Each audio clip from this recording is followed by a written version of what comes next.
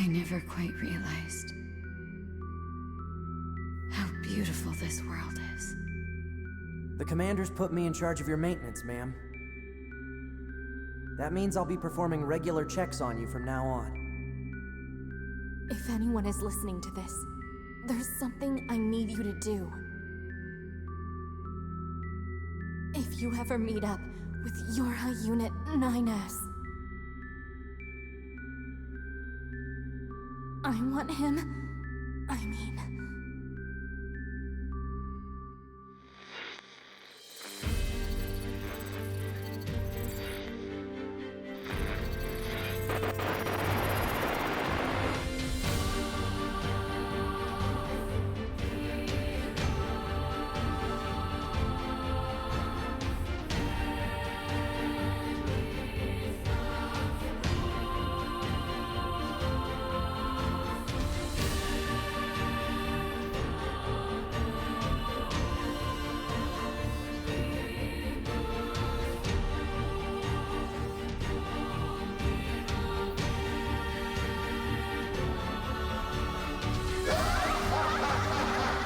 Perhaps we're not so different after all. Pod 153, I order you to halt all logical thought and speech. Fear not, A2! I can handle this! Androids were designed to protect their human masters. Even if it's pointless, you still have to do it! You two are the last remaining members of your That's not the operator. Hello. Hey, Rex. First, you're actually first this time, too. Cowie didn't beat you.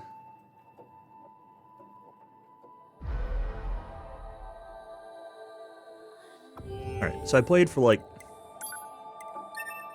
45 minutes to an hour on my lunch break to do a little bit of farming, but didn't really do much. I got like 2 or 3 levels and a bunch of items, so we're gonna do some shopping, gonna do some weapon upgrades, see where we're at. I think I need to make a meal shop show up again for the good stuff. Start by just selling.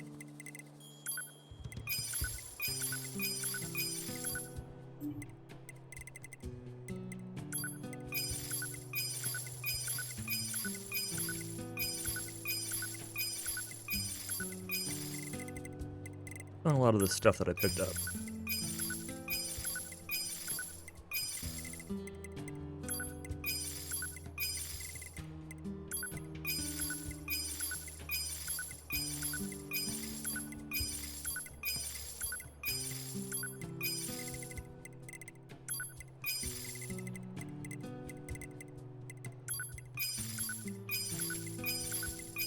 I was farming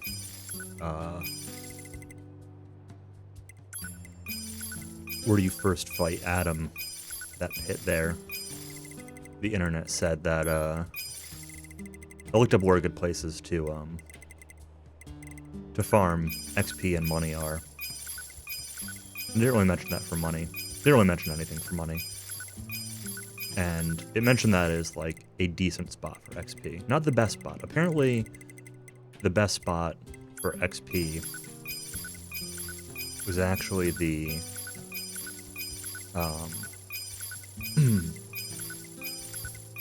the optional rabbit boss thing that I haven't fought yet.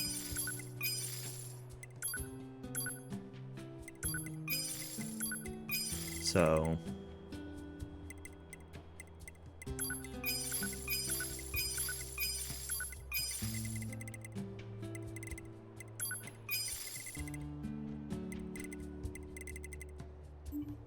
wait, I got some machine cores also. I have a lot of extra resources that I can sell if I need to. Dented plates, I don't need 74. Rusted clumps, I think I need like 5 to 10 of each of these, kind of thing. So I got some of that I can sell later. Pristine screws. Large gears, I still need more large gears. That's one of the things I'm short. Large gears, memory alloy, and beast hides. I'm short at the moment. And I think that's it. I don't really want to sell anything. I don't really want to sell too much until I'm sure that I'm done with them. More meat.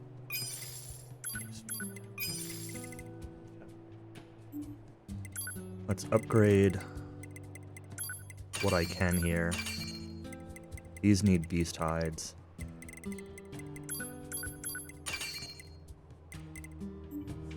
Let's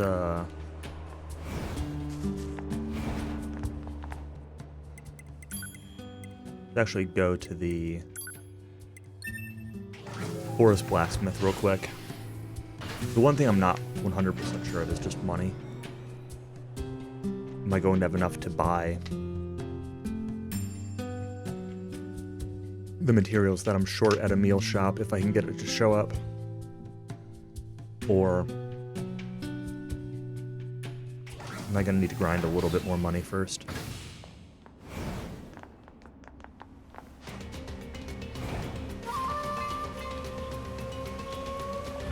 Let me upgrade everything I can now.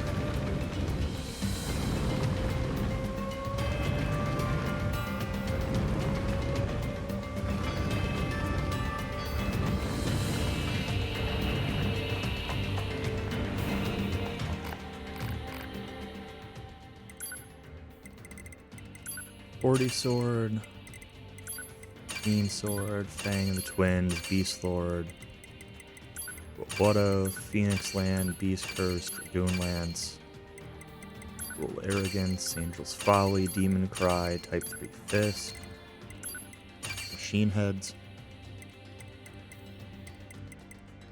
Okay, all that's going to be left is Virtuous Grief and Cruel Lament, and then the weapon that I don't have yet.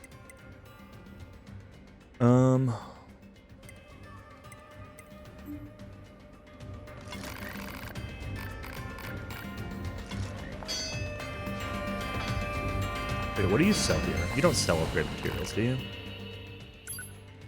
You just sell weapons. So yeah, I bought basically the little bit that I played earlier off stream was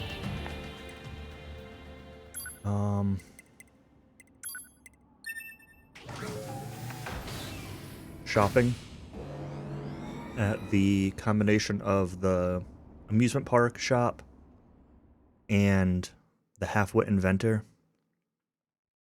And then I grinded for like 30 to 40 minutes in that machine pit, maybe like 30 minutes. And then that was it. So I got a lot of materials and a lot of money down there. Cash. But I still need to do XP grinding before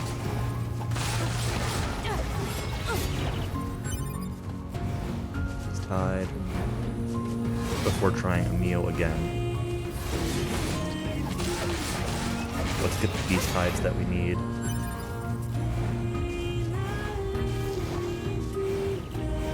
Yeah, bunny.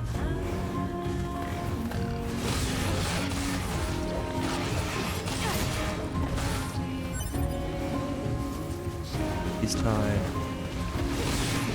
5 more now.4 more.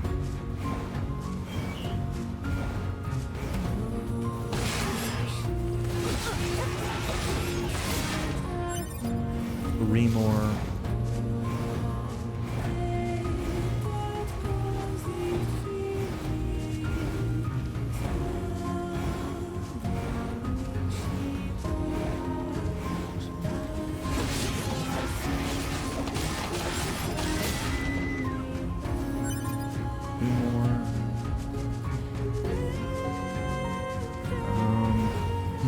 Where would more beasts be? I could just quick travel and respawn them, I suppose.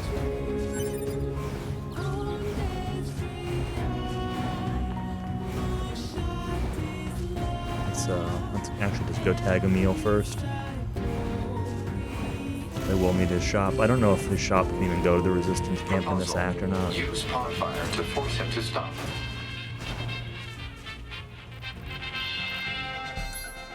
Buy something cheap.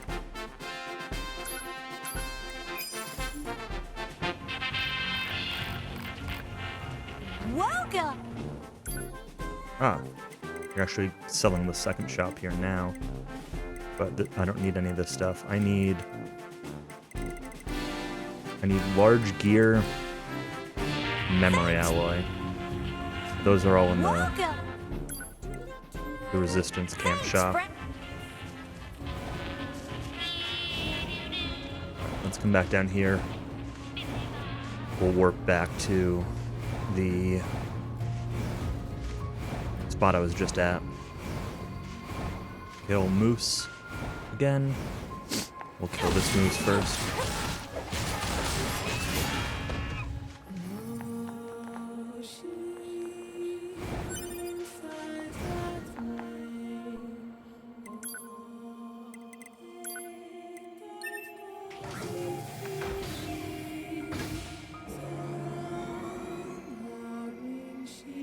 And then, yeah, memory alloy. I need 6 memory alloy and 7 large gear.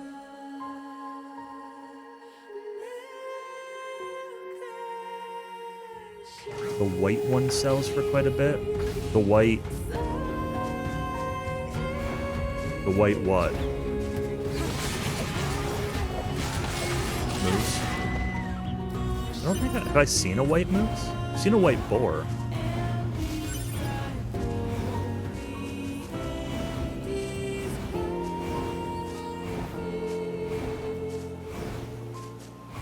Either way, I think money I'm mostly okay on money. I don't know. I might be a little bit short. But I've got so many extra resources that it's actually fine. Okay, so I need to get a meal at the resistance camp. Not anywhere right now.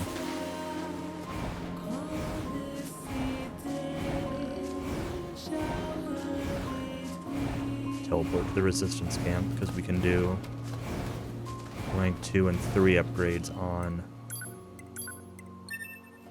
both of these weapons. Hi, Moose.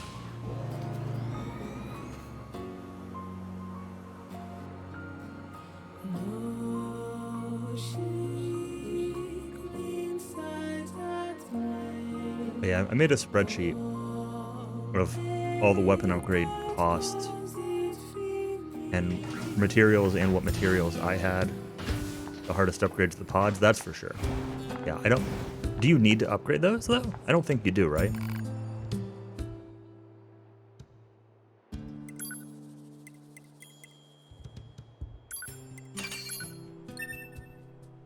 Short pyrite. I must have...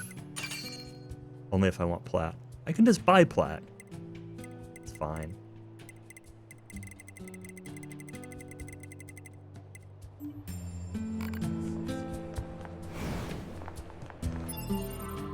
No cheating.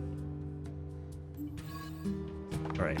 We just need to let's quick travel around a little bit and see if I can get a meal to show up by the resistance camp. If not, I'll go back to 14-1, which is where I did it yesterday.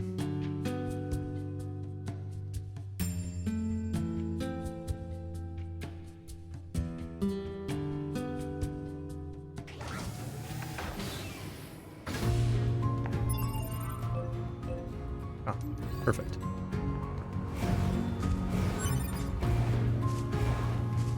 Remember when I spent almost an hour getting a meal to show up by the resistance camp once yesterday? I remember.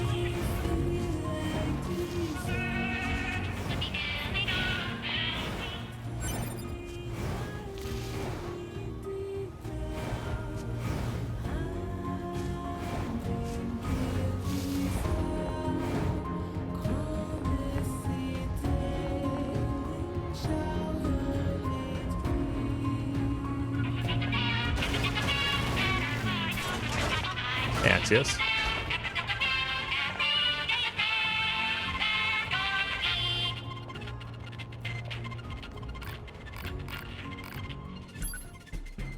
That's the weapon.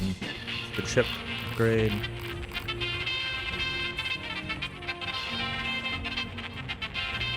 Hey there, fella. Are you not gonna... You seriously not gonna sell me the good stuff? What can I do?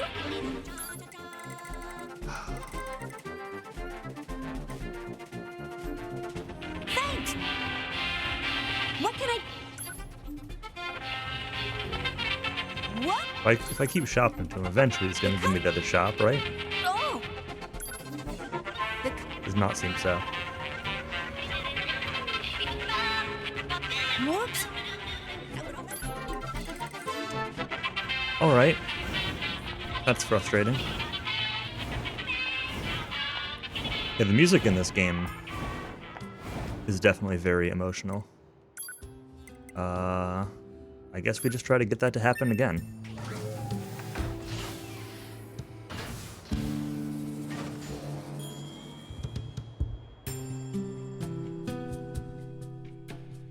I don't know if he was too far away from the city or if he just randomly didn't have the stuff. I still partially wonder if, like, he only sells it during a certain act or something.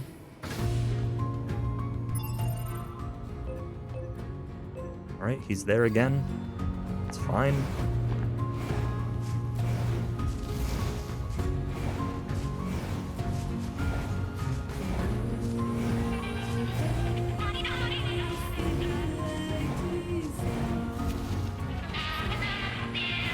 Yeah, the game in general is, like, it's got some very emotional moments, both musically and the voice acting and the themes and all that.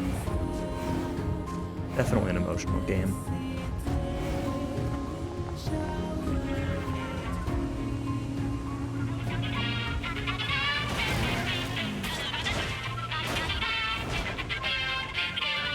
We didn't quite make it inside the wall this time, but... Whoops. Still just selling me the stuff. Whoops. I can try buying one, in case it matters. Because now I'm spending money.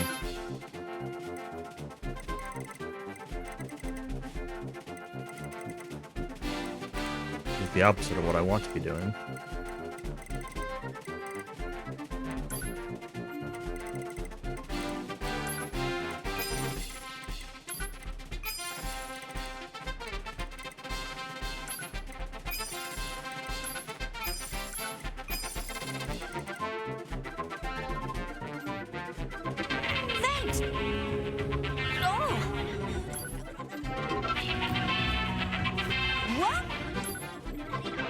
Okay, let's try this again.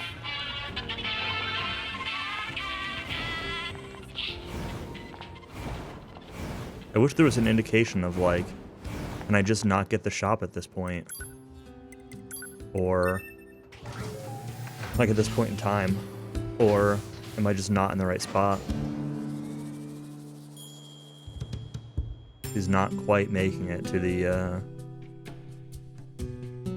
first time he was pretty far away, this time he was not past the wall.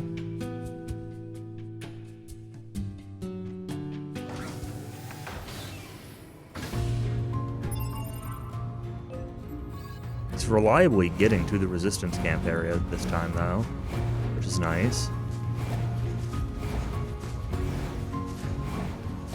I don't mind giving this one or two more shots.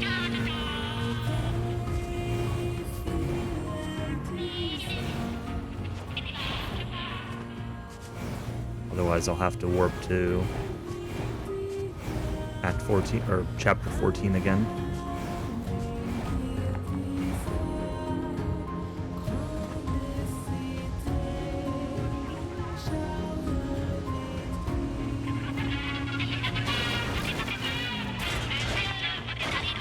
That's kind of where he was the first time, but he's within the walls. I don't know. What can I do? Here we go. Memory alloy. I need 6 of these.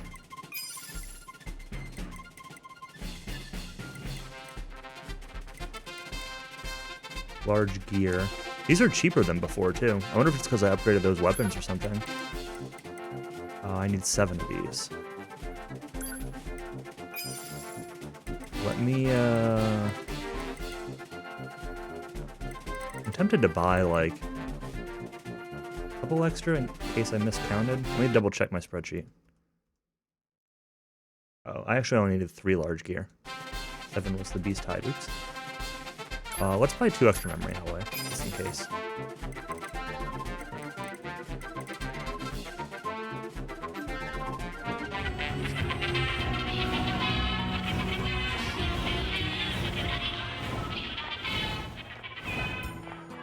I need 1 pyrite from the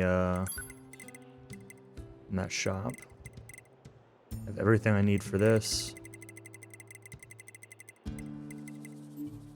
Yeah, okay.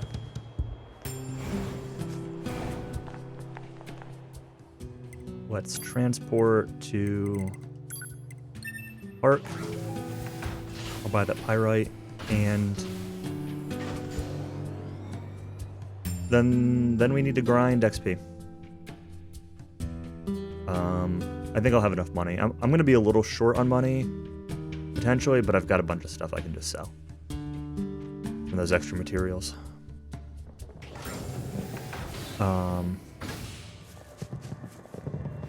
Buy the pyrite, then I'll come back and sell. And what we're gonna do is we're gonna try fighting that rabbit.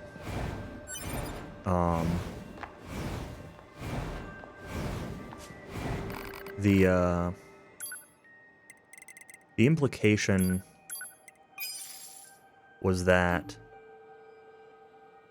10, 20, 30. Oh no, this should actually just be enough money.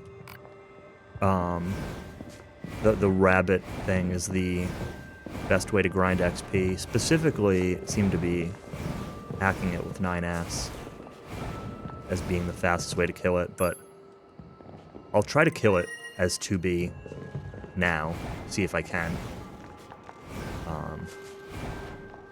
And we'll do 9S if we need to grind it, but let's see if we can kill it with a melee-focused character first.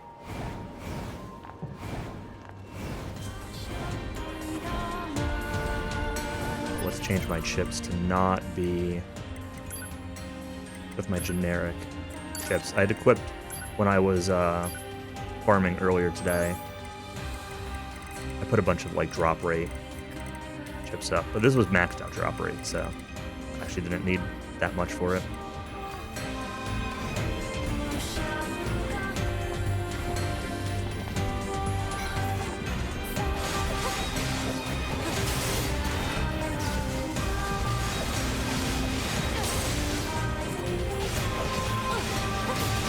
Can I even trigger this thing?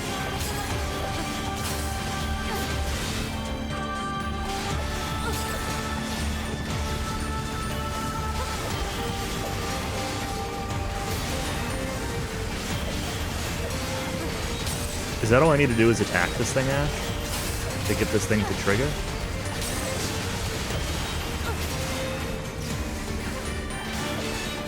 Okay.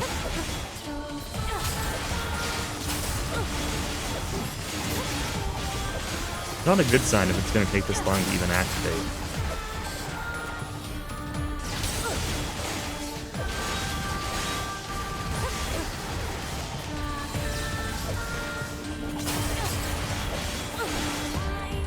Stop auto-targeting all the rest of the robots.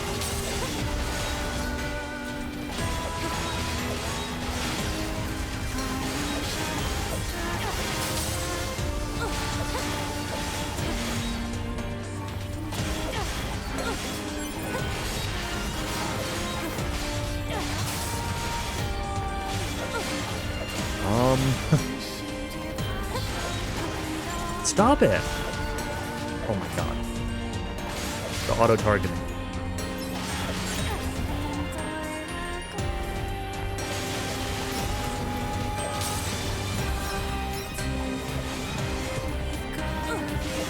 There.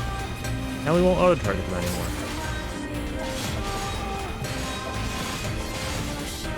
Okay, that you're gonna find this guy. Notice your attacks hit it differently from how they hit walls. you were attacking stuff in here?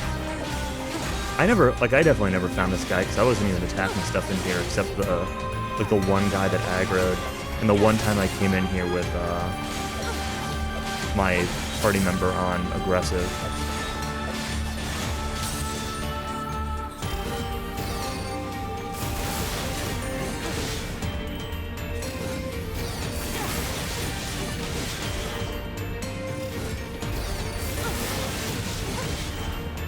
Keep down your pod button. So what, you walk into an area full of friendly things and just shoot them all?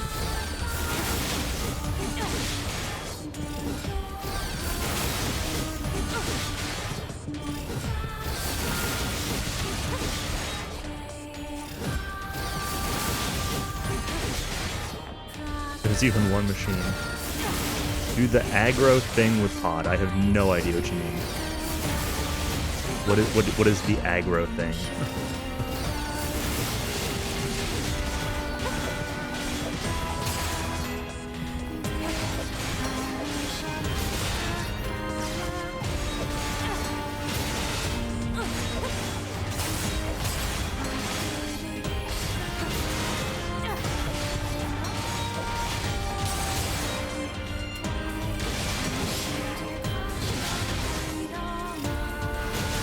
On-off lights on pod several times. I still have no idea what you mean by this.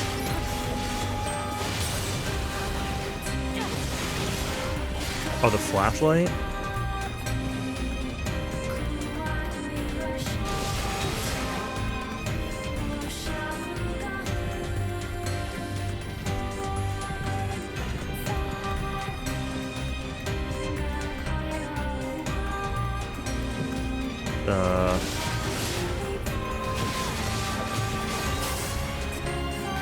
Not appear to be doing anything.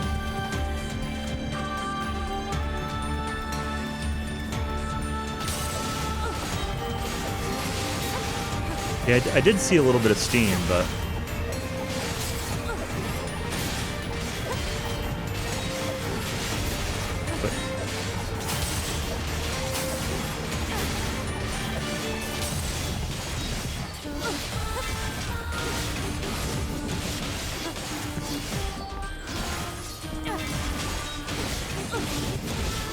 I'm gonna end up waking this guy up and then immediately... Oh, there we go. It moved. Proposal. Immediately Defeat get owned. the giant machine life form. I can actually damage him, so... Yeah, that's a good sign. Let's,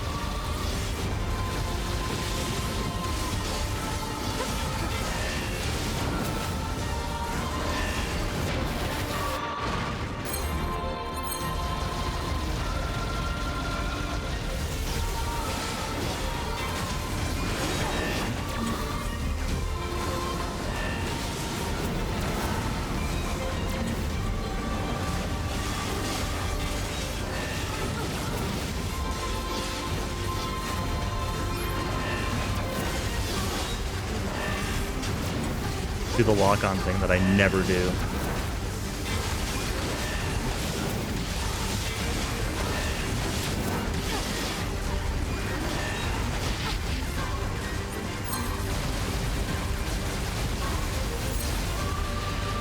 I don't like locking on in these type games most of the time. Like, I almost never lock on in Dark Souls or anything either.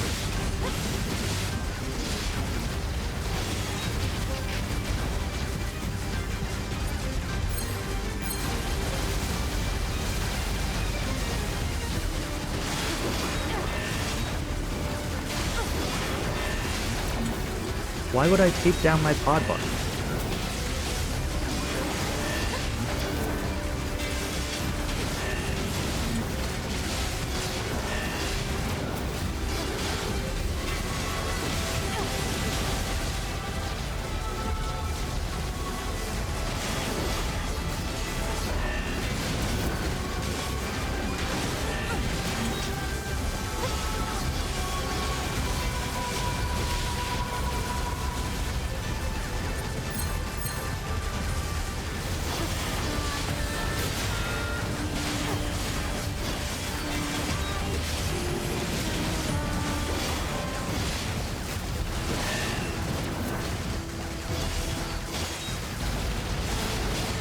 No, I don't want any strats. No, thank you.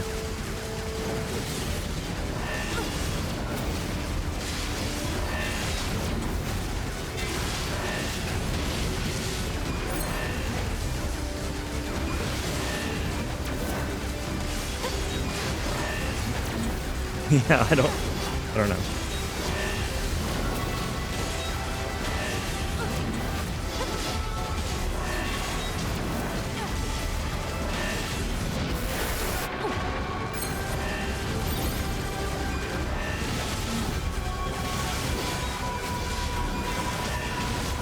Dude's certainly got a lot of HP. Let's I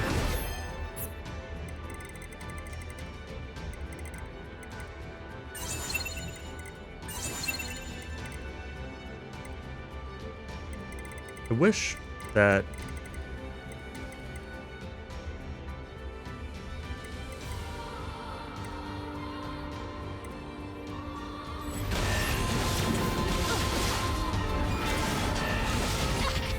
that there were longer lasting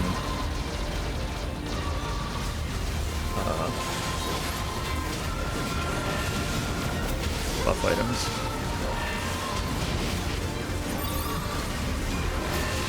Yeah, obviously I see a little lady.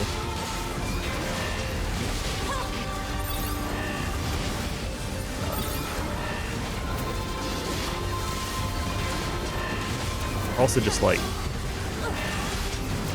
my hands are getting sweaty on the controller, I'm slipping.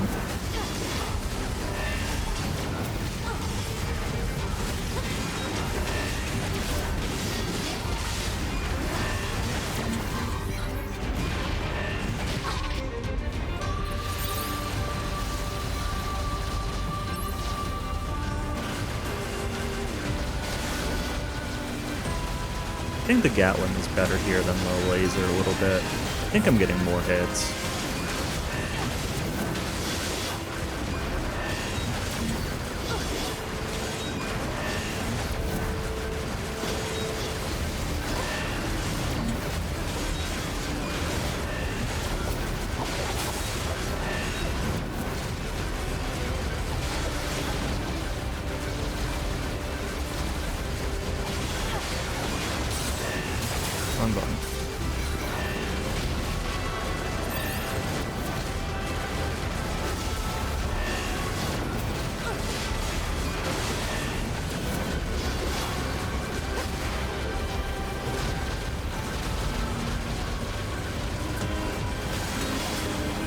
This is sort of an unfortunate spot for him to be. Are you serious?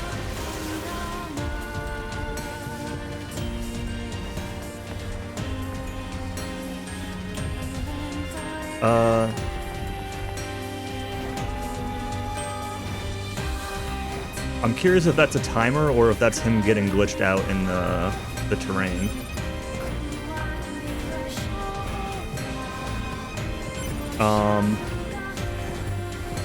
Alright. We are going to try...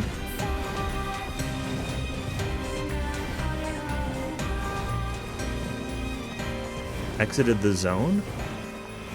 Did I? But I was...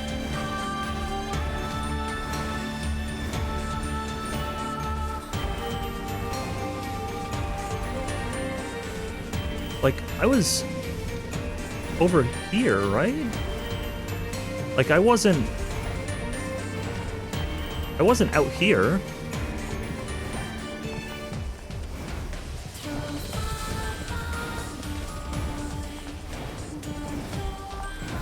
Yeah, but that was like minutes before.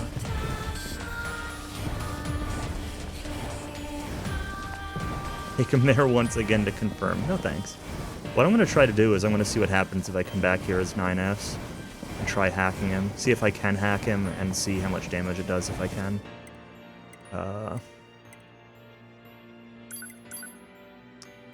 Chapter select. It doesn't really matter where, right?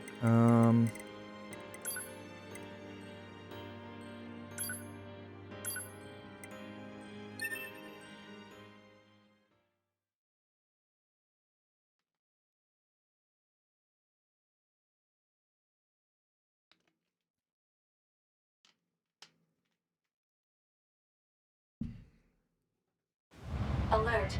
Abnormality detected in vitals of Unit Like, 9S. his attacks are all easy to deal Commence with. data overhaul immediately. Pod, search for the other structural units. I need to find those authorization keys and destroy the tower. He's easy to Alert. dodge and stuff. Combat inadvisable during abnormal vital Yeah, I got hit conditions. occasionally, It's but... fine. Run the search. And sometimes I'd get, Scanning. like, Actively operating enemy large structural unit detected in hit accessible a second time location. while Marking getting back to location him, on but... map. In general, like... avoiding his stuff is easy.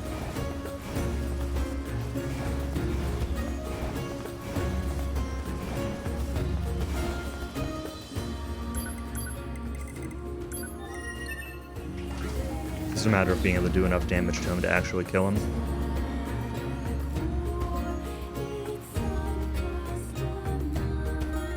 And not despawning him.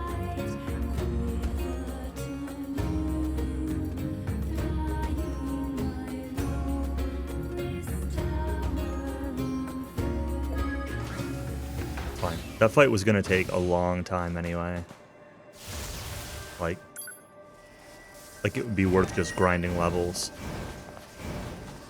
to make that fight shorter, and then grinding on him. But the internet was saying that this guy was like one of the best sources of XP and gives multiple levels per kill.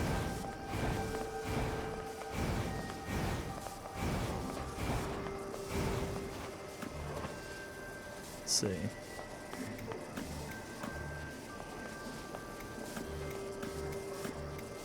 There's the steam.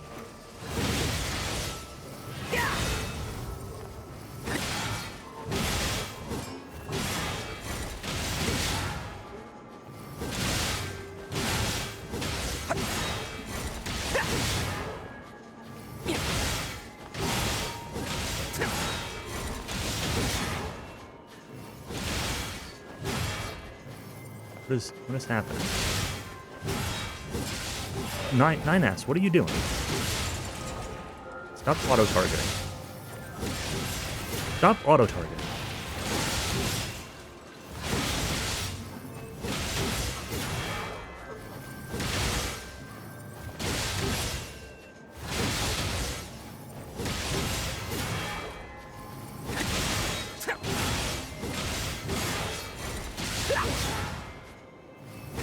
Assuming I can't. Yeah, I can't hack him in this mode.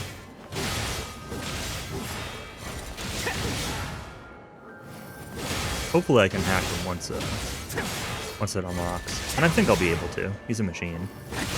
There hasn't really been much that I can't hack besides live stuff like mooses and boars and junk, so. We're level 65 with 9S when you first beat him. Conveniently, that's exactly what I am right now.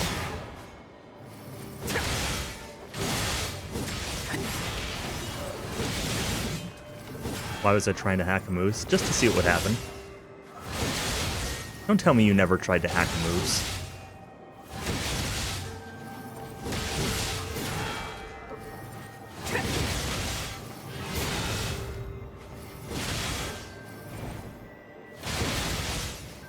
Stop!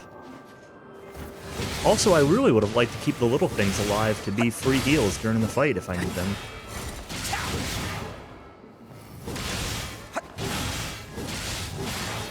Maybe I should switch to a faster weapon. What else do I have? Cypress Stick? Sure. Moose are in fact robots. I don't think that's true.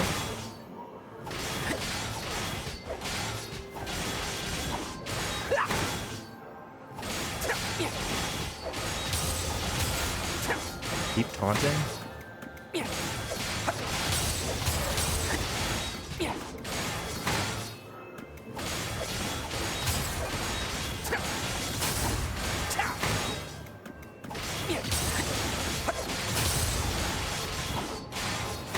I'm doubting you. I mean, I live in upstate New York, right near Canada. Like, we have mooses here, too. I've been to Canada enough. I've never seen a robot moose. If I've never seen it, it clearly doesn't exist.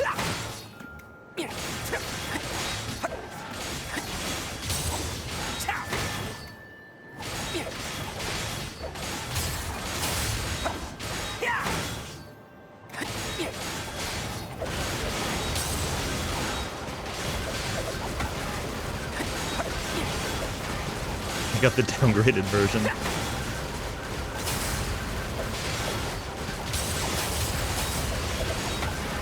Activating this guy is annoying enough. Do you have to do like his entire health worth of damage just to activate him?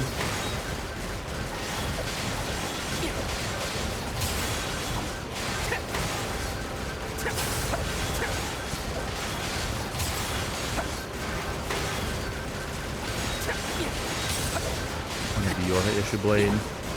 Cast given by 16D, last downer was 11B. Yeah, I don't know. That was the one, yeah, where you get the quest in the bunker, right? And then it's, like, back at the entrance of the factory, like, where the game starts, basically, where you find the body. I don't know if I ever looked at the story for that.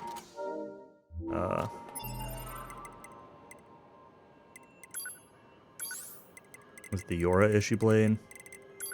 At least I don't think I did when I, maxed it out. Another installment of listeners' letters, your favorite radio idol, DJ24D. Let's get this day started right, shall we? How's it going, listeners? Yeah, I know, you're all still thinking about that cleanup operation yesterday, right? They've lost a lot of good people, but it's still our job to get up and at them, right?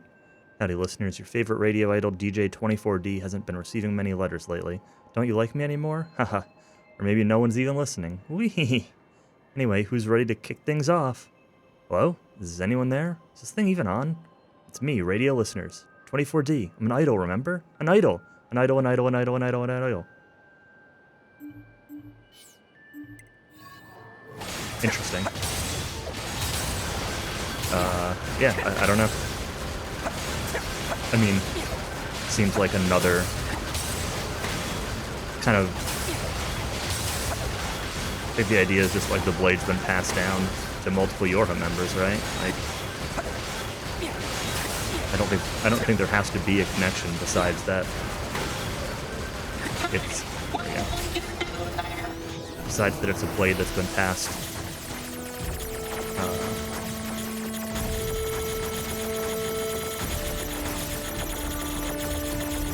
Been passed through the ranks, so to speak.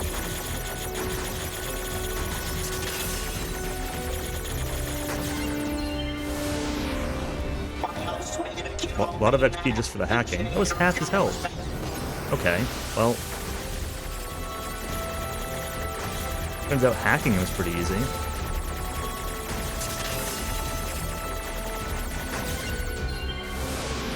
Another 10,000 for the hacking. Enemy silence. Level 69. Has been neutralized. Alright. Well, there's 4 levels. Now let's just do that, like, 4 more times. Well, it was 3 for the kill, and then the 4th one was, from the hacking XP. So let's just transport away, and then we'll transport back. And you did it with melee? I would have done it with melee if it didn't despawn. No, I don't have any XP chips. I sold them all. I sold them all before I realized I was going to need XP.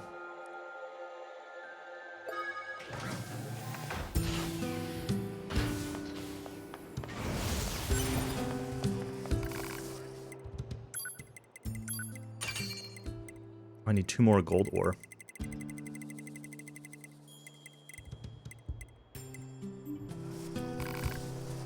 There's a meal somewhere. It's true. I've seen enough of a meal at the moment.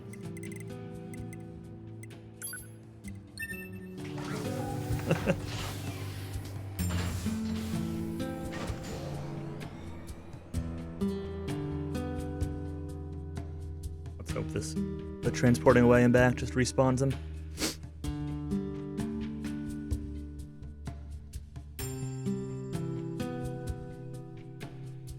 I don't know what level I should try to go for. 80-ish? I just need to be high enough to actually be able to damage a meal.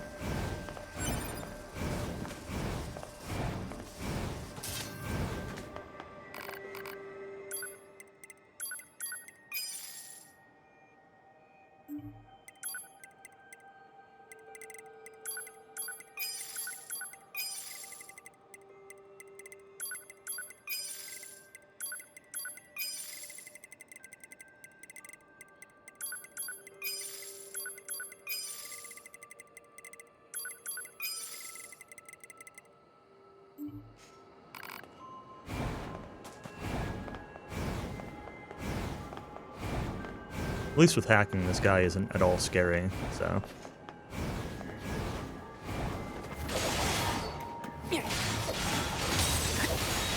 Well, I was trying to fight Emil yesterday at like 65, and hacking him was doing like nothing. It was doing like 2 damage a hack or something. I hacked him like 5 times and his health bar barely moved. Maybe it was a little lower, maybe it was like 62 or 63, but... But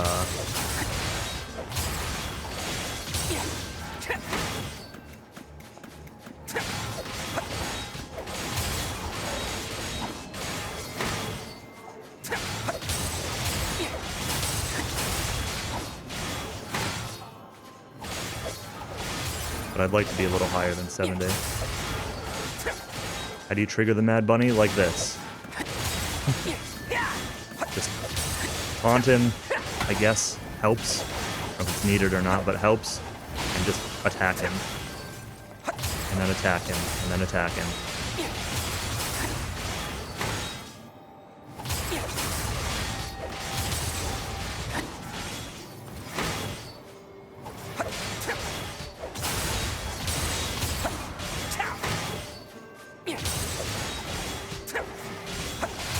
Rex, did you play DW4 at all today? I saw you streaming at one point, but I think, but it was Lufia too. I didn't see if you'd started a DW4 run.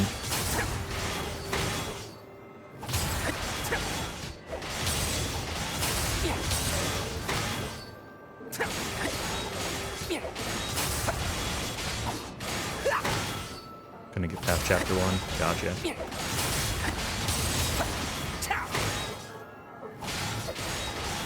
That'll happen. Have a battle difference?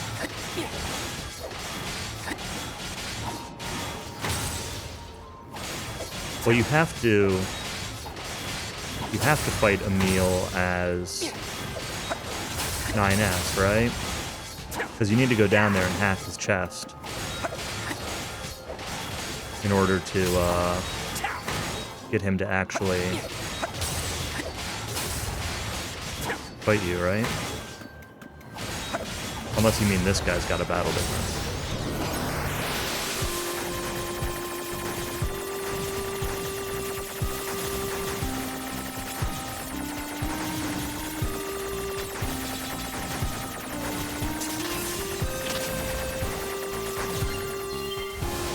Chapter 1 locked a lot. Yeah, I mean that's pretty common. There were definitely, like, I remember when Cowie was grinding for his record and his PB before his record, and I feel like getting Chapter 1 blocked was just as common as getting Chapter 2 blocked. 72.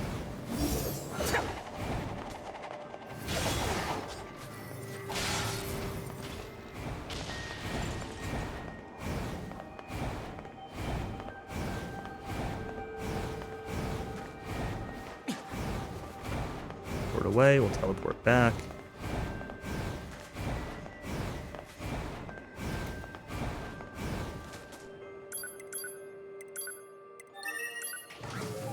14 months to get out of Chapter 2. Yeah. And then you get out of Chapter 2 and you, die to the lighthouse. Or the Colossus, or the Bad Babel grind, or you die like 10 times on Kelion and Balzac, and...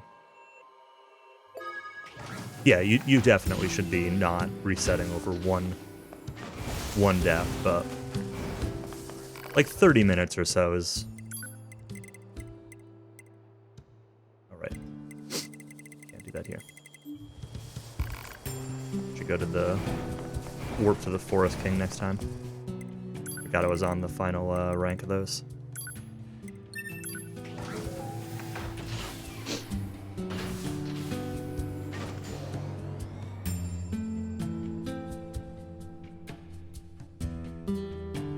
Yeah, thanks. We'll just fight the bunny a few more times and, I don't know. We'll get to, like...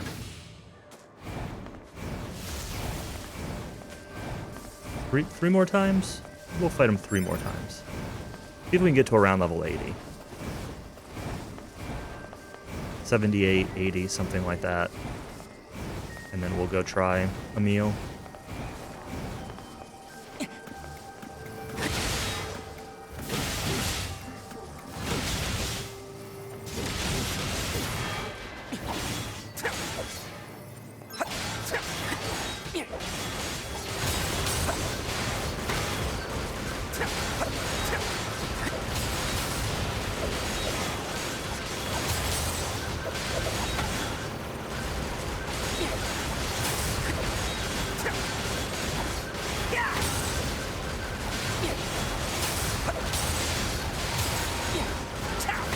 I don't know if having the pod going helps here or not, but I figure it can't hurt.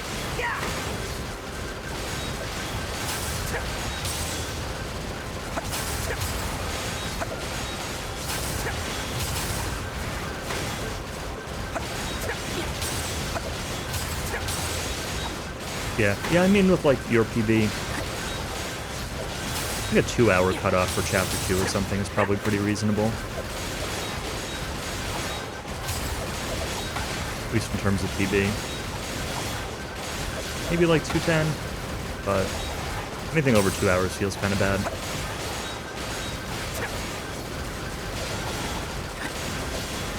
You tend to lose a lot of time in Chapter 3 and 4 though. I don't know if you just get on... I don't watch closely enough to know if you're just getting unlucky or if you need like a little bit more practice in those chapters, but...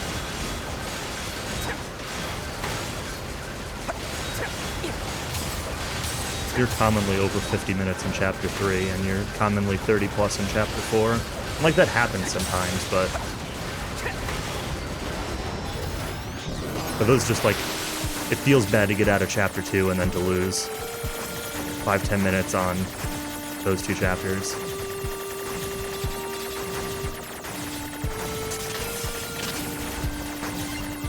I do see you die in the statue at Cave a lot, so it's very possible that some of that is just bad luck. Yeah, damage went way up that time.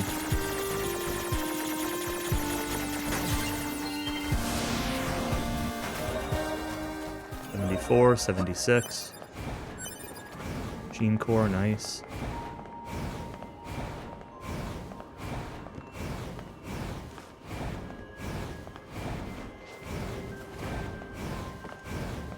I might one-shot him next time. From a hacking standpoint.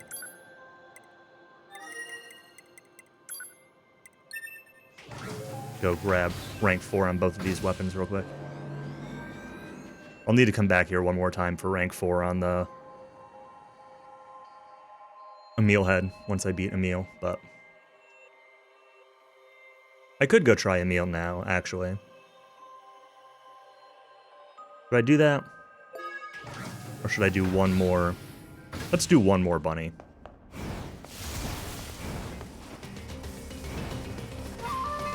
Since I've already respawned him. I'll do one more bunny fight, and then we'll try fighting Emil again. What is Emil? Emil is the guy on the cart, sells stuff, drives around and sells stuff. And if you don't know who Emil is, you should play the original NieR, or Replicant, the modern remake of it.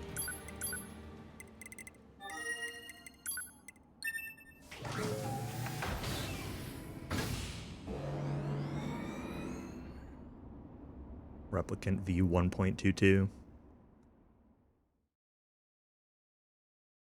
Highly recommend anybody who likes this game to play the first one in either form.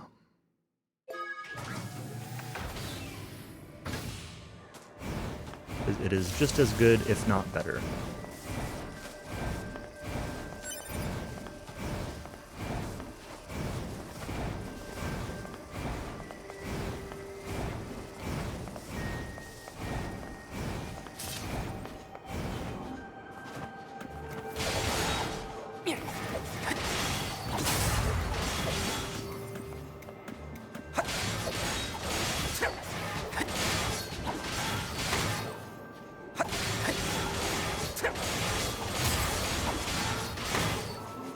I really wish that I could...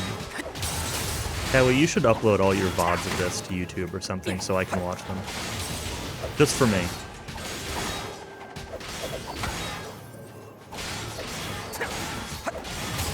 Because I remember watching a little bit when you played it the first time, but he still has them? Probably. He stores, like... He local records his VODs and stores them for like a million years. But he commented on what level he was when he fought this guy earlier, so I'm assuming he checked one of his VODs for it.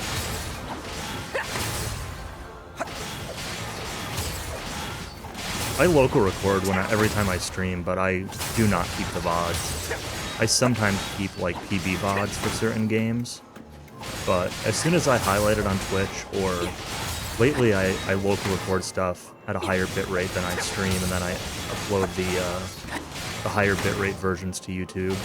And once I upload it to YouTube, I get rid of the local recording. My stream is at 6K, and I think my local recording is at 10 kbps, 12 kbps, I don't know. But since I'm streaming at 1080p, it really makes a big difference sometimes. I kind of feel a little bad for streaming this at 1080p. I noticed that there's a lot of like macro blocking, but you know, that's what it is. Okay, let's go. Go try a meal.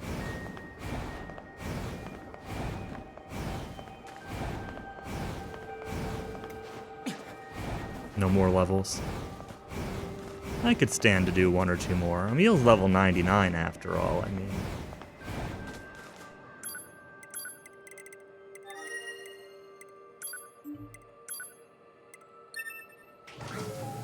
Let's talk to him, because I'm not sure if I actually need to talk to him before going back down there or not. Probably do.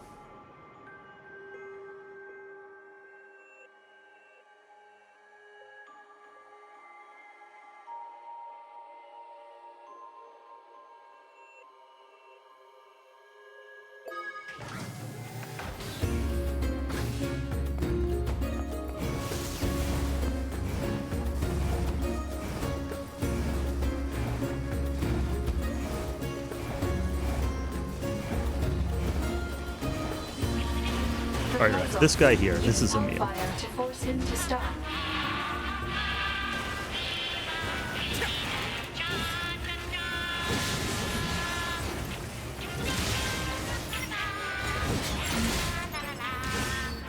This is not where I fight him, but this is who he is.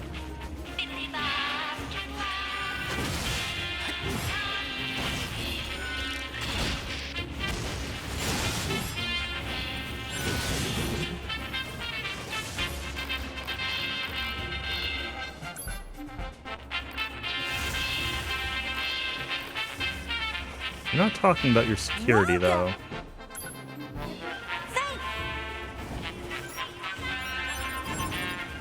Well, we'll go down there and see.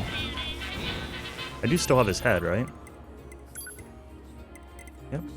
Or his mask, I mean.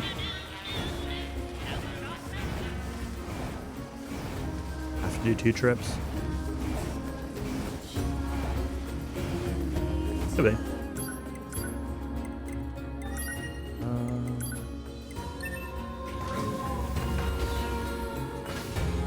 I want 2B, now is the time.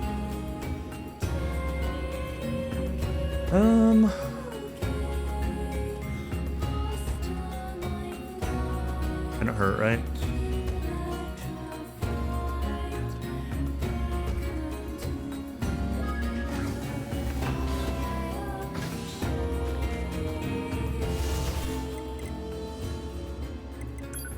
So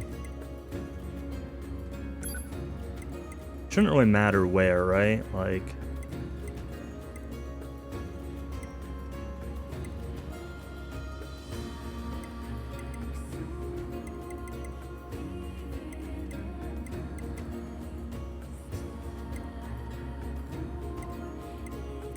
might be too late. I don't know when a meal actually shows up.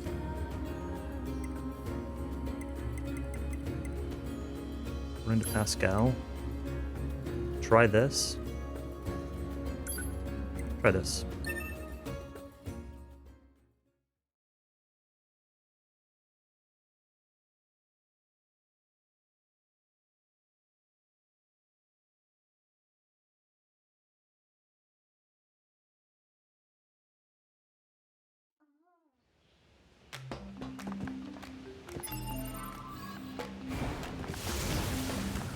The plan is going to be to hack him anyway, so like, let's talk to him first. I'll talk to him and then I'll go down there. Then I'll come back up and talk to him again. Sweatshirt.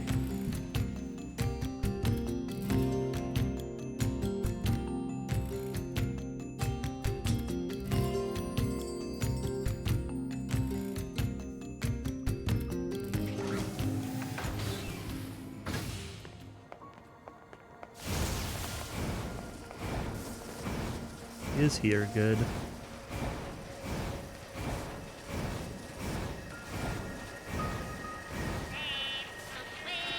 Proposal.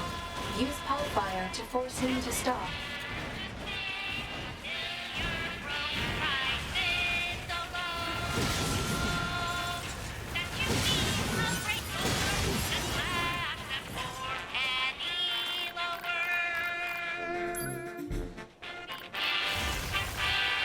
Okay. We'll just run.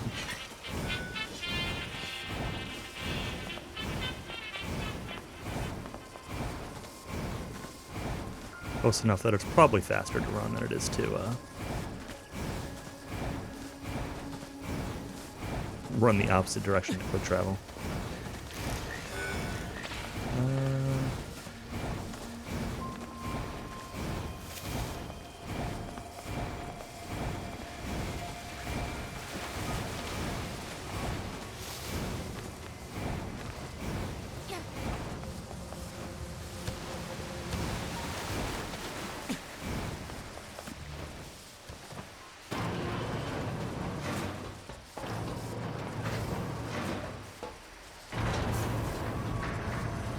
Could be your dress is looking extra leathery today. And your face is looking, your skin is looking rather plasticky.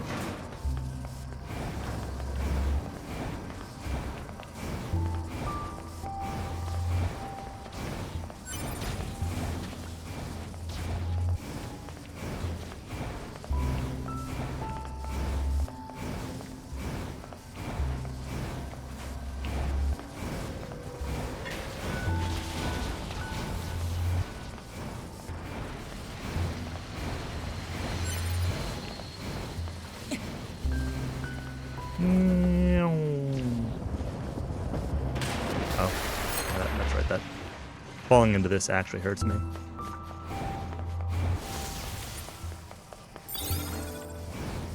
Maybe I should have bought. Maybe I should buy some more extra healing items before coming back down here for the actual fight.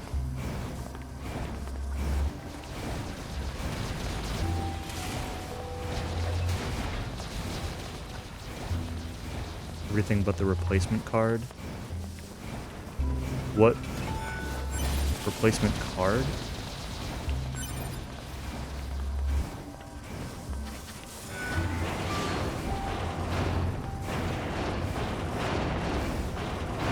Hypothesis. This is the residence You mean of the a SATA screwable thing? life form Like, known instead as of- NieR. Alert. Theft of physical objects may disturb the resident.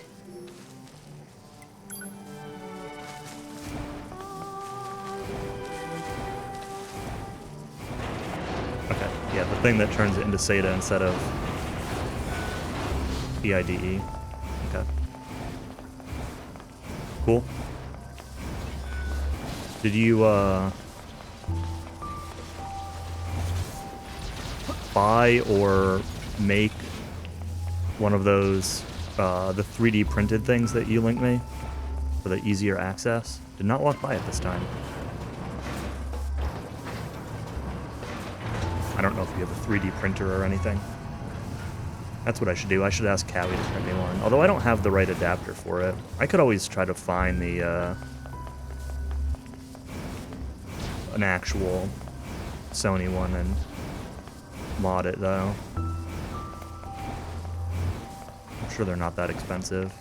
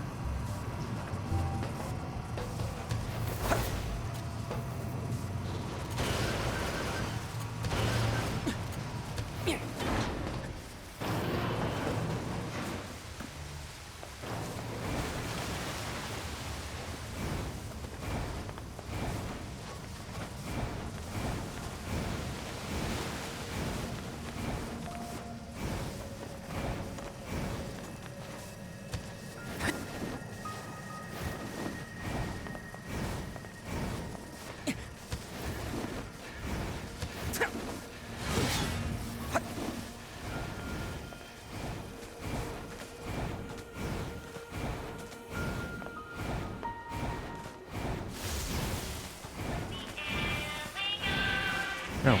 Back here, Meal. Back here. Tell me about your security.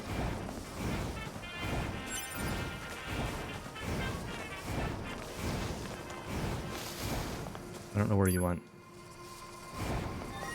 There are 11 files to print. Oh. Okay. Ooh.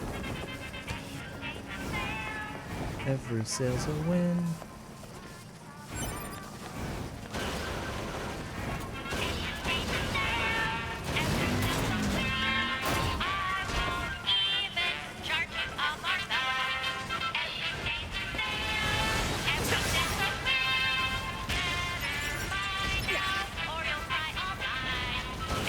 All right. Yeah.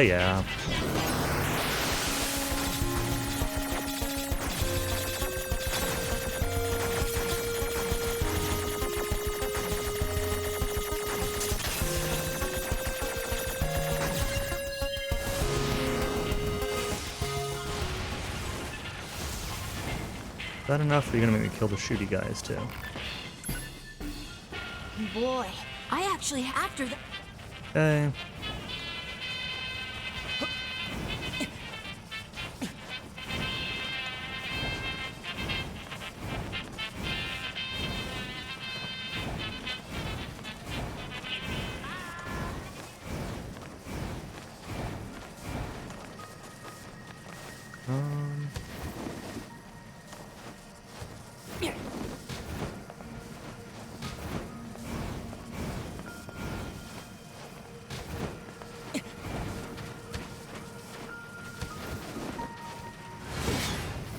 Nope.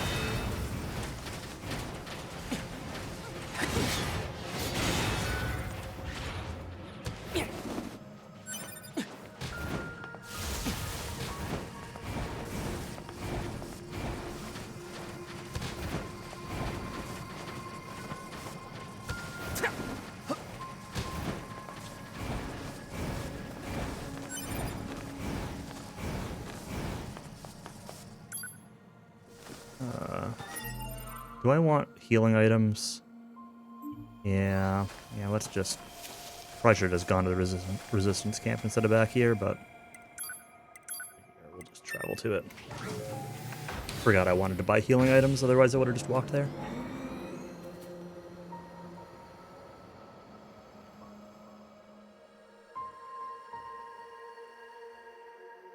Probably don't need very much money for the upgrades. 15k or something. And I've got machine core that will sell for all that, so I can spend pretty much as much money as I want in the shop here. Not worried about it. Buy.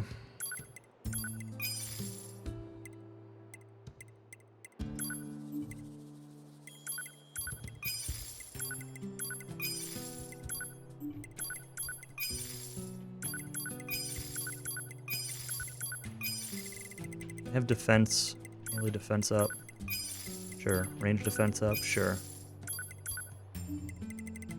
That's good enough. Also, I'm gonna see if I have stuff for upgrading the pods. I could upgrade pod B. If I just sell a little bit of stuff for some money.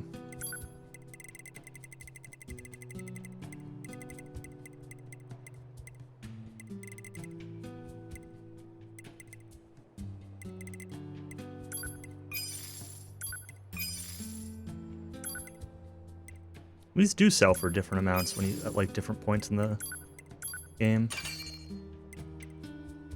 Still need filler metal. Wonder if I could buy that at the amusement park. I wonder if it was sold there.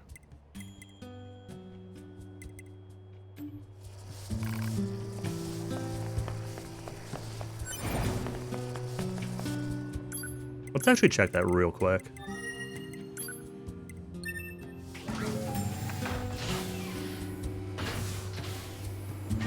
I didn't check to see if Emil sold it. It's also possible he would. I doubt it's going to be sold here. And I know it's not the Halfwood Inventor. But if I can get a pod upgrade before going back down there, that'd be cool too. If not, it's fine.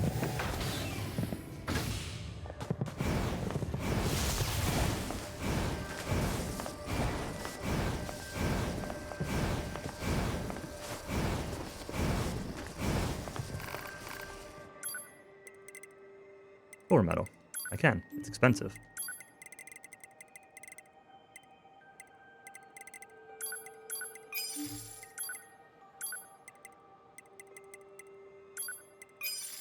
I remember exactly how much I needed. I think it was 5 each, so.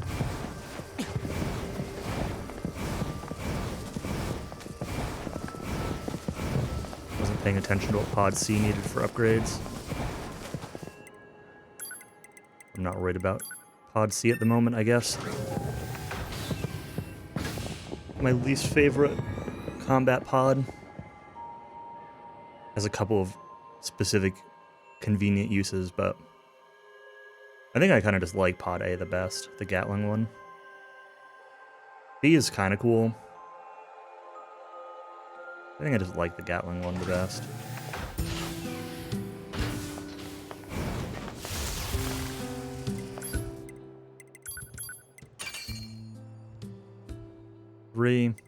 I used a medium part.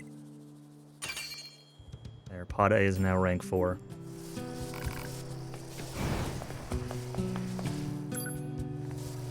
Save. Not the closest spot, but close enough. Especially if we ride a moose. No, don't talk to 2B. No, don't change. Moose, thank you.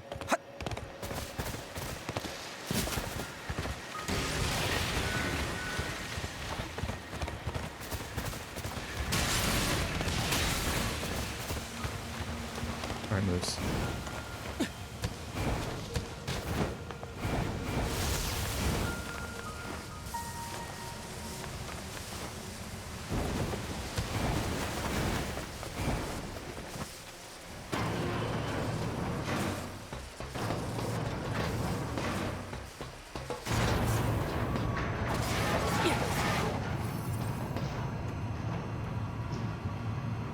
I like how like the ring of light that's holding it on your back makes it kind of look like a hilt, like the crossguard of a sword or something.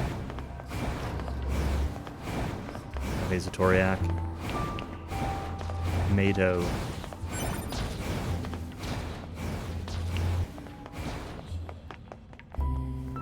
We ever figure out what Infinity Strash means? I don't know.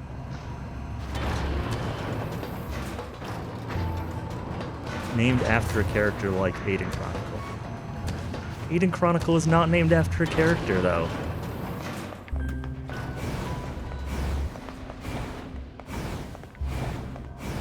Aiden is the world.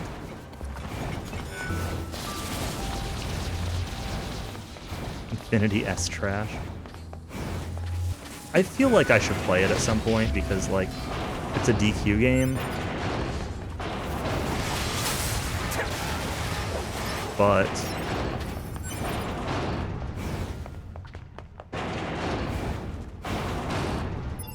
let's my defensive chips on. Oh, the chest with this graphic. It looks so jarring.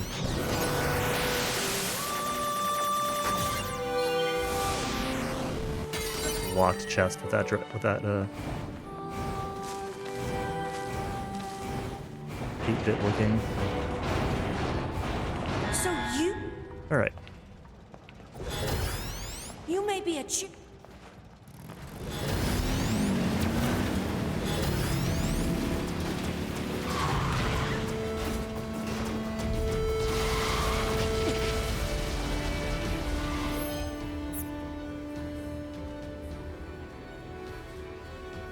Catching High Spirits the last 15 minutes, yeah. I watched a little bit of High Spirits playing it, but it was very little.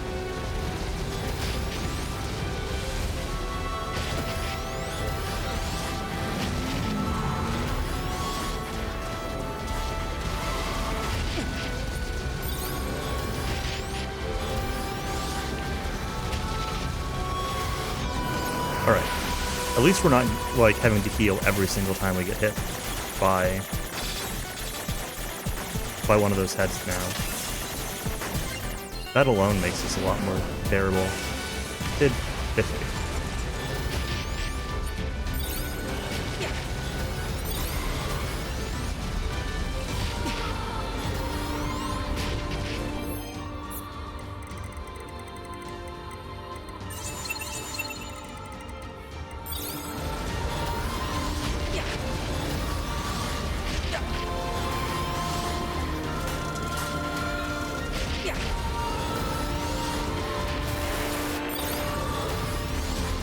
Auto heal might just be good enough now. I should turn on his health bar. I'm not sure if... I must not have that chip on right now. I thought I turned it on last time, but it might have been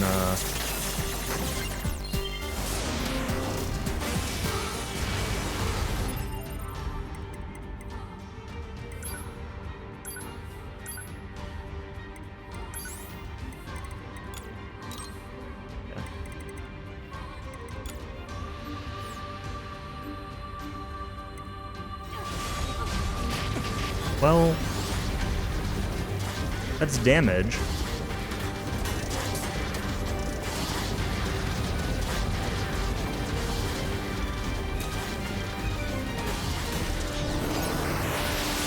QB is just like hanging out, not really doing anything. I should change her to aggressive. I don't know if I can do it, if I can change it while in combat though.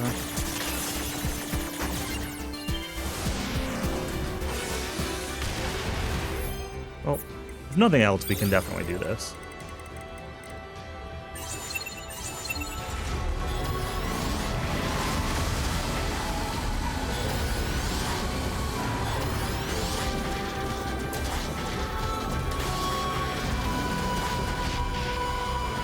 I don't know why you're not.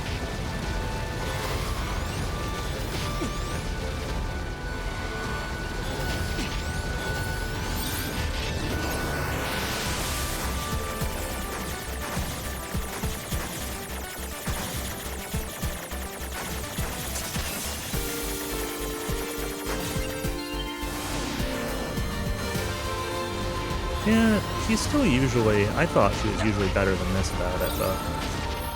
It's, maybe not. Doesn't really matter.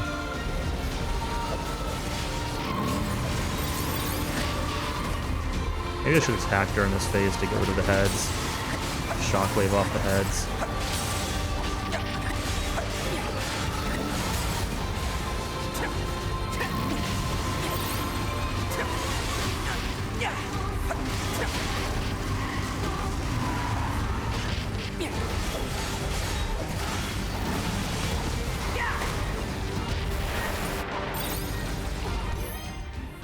I can definitely just straight up attack. I don't know if it's better, though. I think I'm better off still attacking.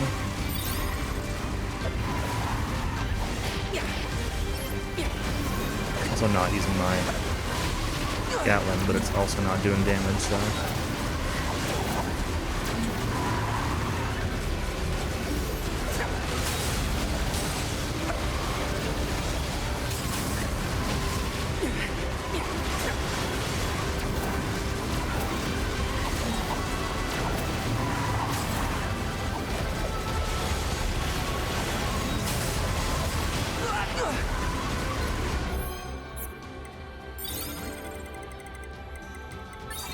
Oops, that's small.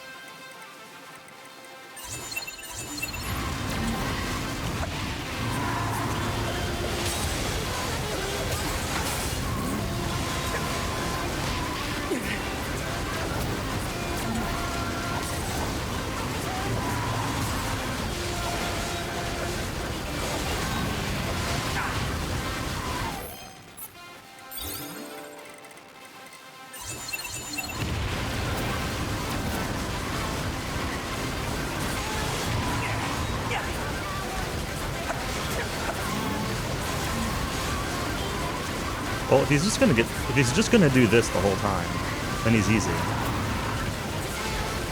It's really just that, like bouncing head attack where they swarm the entire map. That's the only one that's like I lost. hard to deal with. I guess power's the only thing that counts in this world anymore, huh? Well, go ahead and use this room for whatever you like. I don't mind. Aww.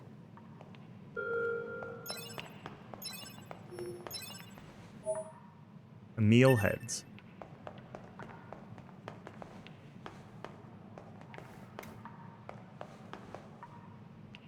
Alright.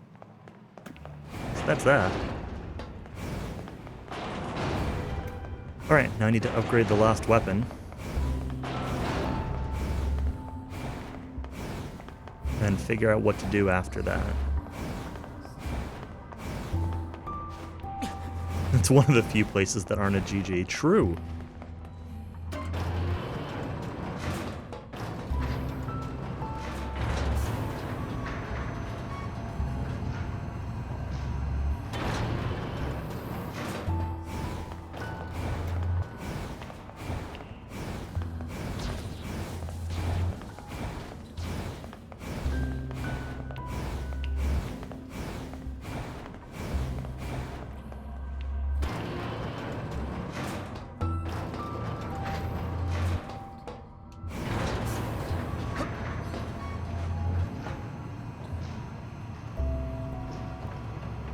Off to the Forest King we go now.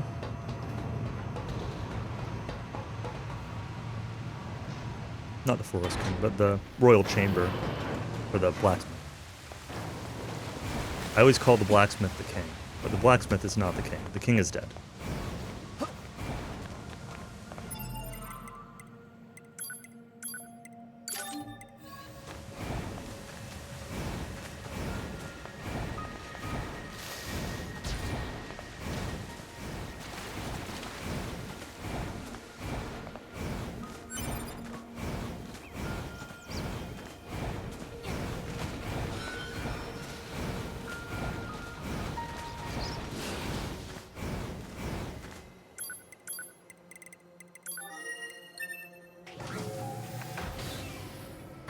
Should I read through all of the weapon lore once I upgrade all the weapons? I know I've read through some of them, I don't know which ones.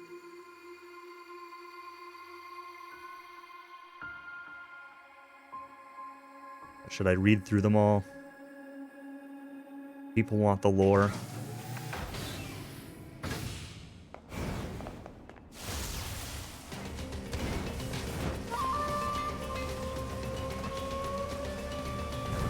Who wouldn't want lore?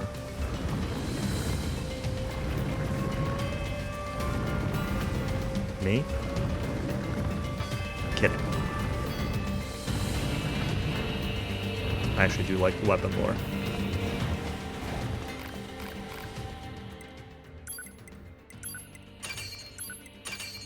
Just need to sell some stuff for a little bit of money.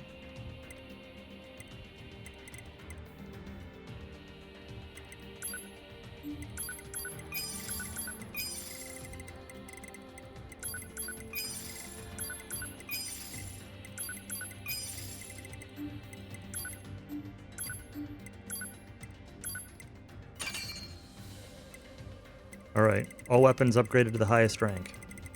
Got the achievement and everything.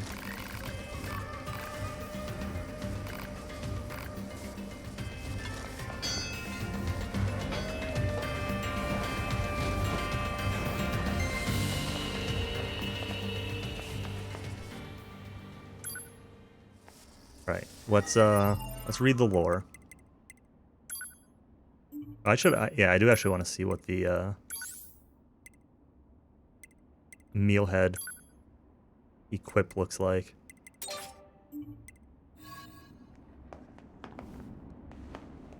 Huh.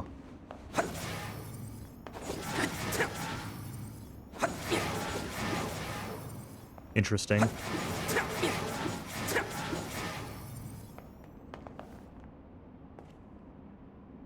Probably not the best place for it. Alright, let's lore.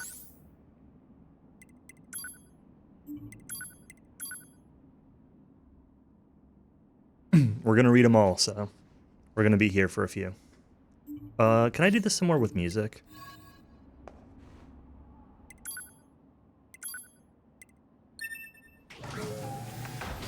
Will music play while I'm in that menu? Have I been paying attention to whether music plays when I'm in the weapon menu?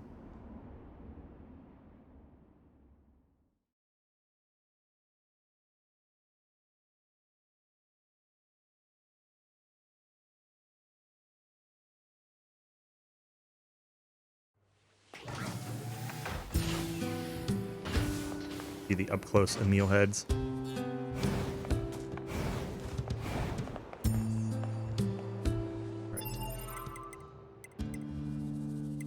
A little quiet, but it's here. Faith. In the capital of a distant eastern land, there lived a poet who was devoted to his art, but his words failed to touch the hearts of the people, and he could make no profit from them. Soon his life became unbearably hard. Seeing the limits of his talent, the poet chose to abandon the pen and work the land instead. Soon his lily-white skin began to grow dark, and his once frail body became sinewy and tough. He eventually married a kind woman, and several years later they had a child. As the peaceful, uneventful days went on, the man began to feel that there could be no greater happiness in life. Or so the poet wrote before he put down his pen, swallowed the paper whole, and prayed that the next life might turn out so well. He then took Faith, already stained with the blood of another, and plunged it deep into his chest. Iron Pipe, we already read this, but we'll do it again. Dad, if you're cold, I can give you my hat. You're the best father in the world, after all. Dad, if you're hungry, you can have my cookie. You're my favorite person in the world, after all. Dad, if you're scared, I can sleep by your side. You're my closest friend in the world, after all. So please don't go anywhere, alright, Dad? Don't leave your Yona all alone.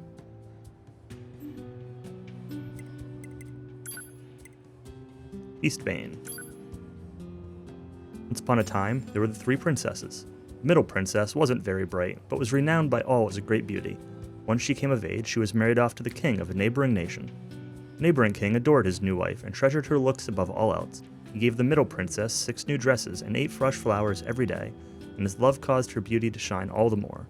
The middle princess did all she could to remain beautiful for her king, but she knew time would eventually catch up with her, as it did for all, so after much hard thought, she developed a cunning plan. The middle princess had herself stuffed and mounted so she could remain beautiful for all time. The king wept joyful tears at the sight, but alas, 2 years later, war broke out, and her body was crushed under the rubble of the castle. Huh. That's a plan.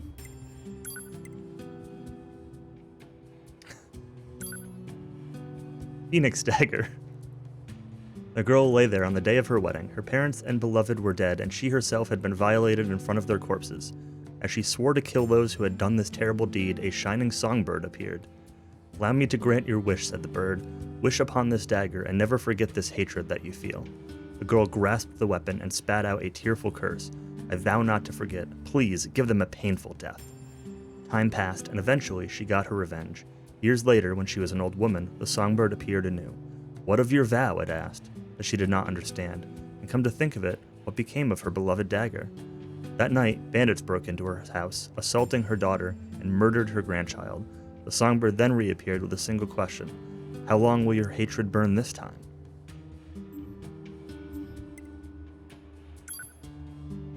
Right? Ancient Overlord. One day, a young girl's village was sacked by bandits. To protect her family, she took up a dagger and her father had found in the mountains and killed one of them, an act that shocked her family. But the bandits fled, never to return. 5 years passed, then 10, then 20. Though the family she protected began to grow old, the girl never aged. Eventually, the other villagers began to shun her. With no one to turn to, she finally left her village and began to wander the earth, visiting many strange lands in the process. As the years passed, her skill and fame as a master sword fighter grew to legend. Eternal life, a powerful weapon, and boundless experience.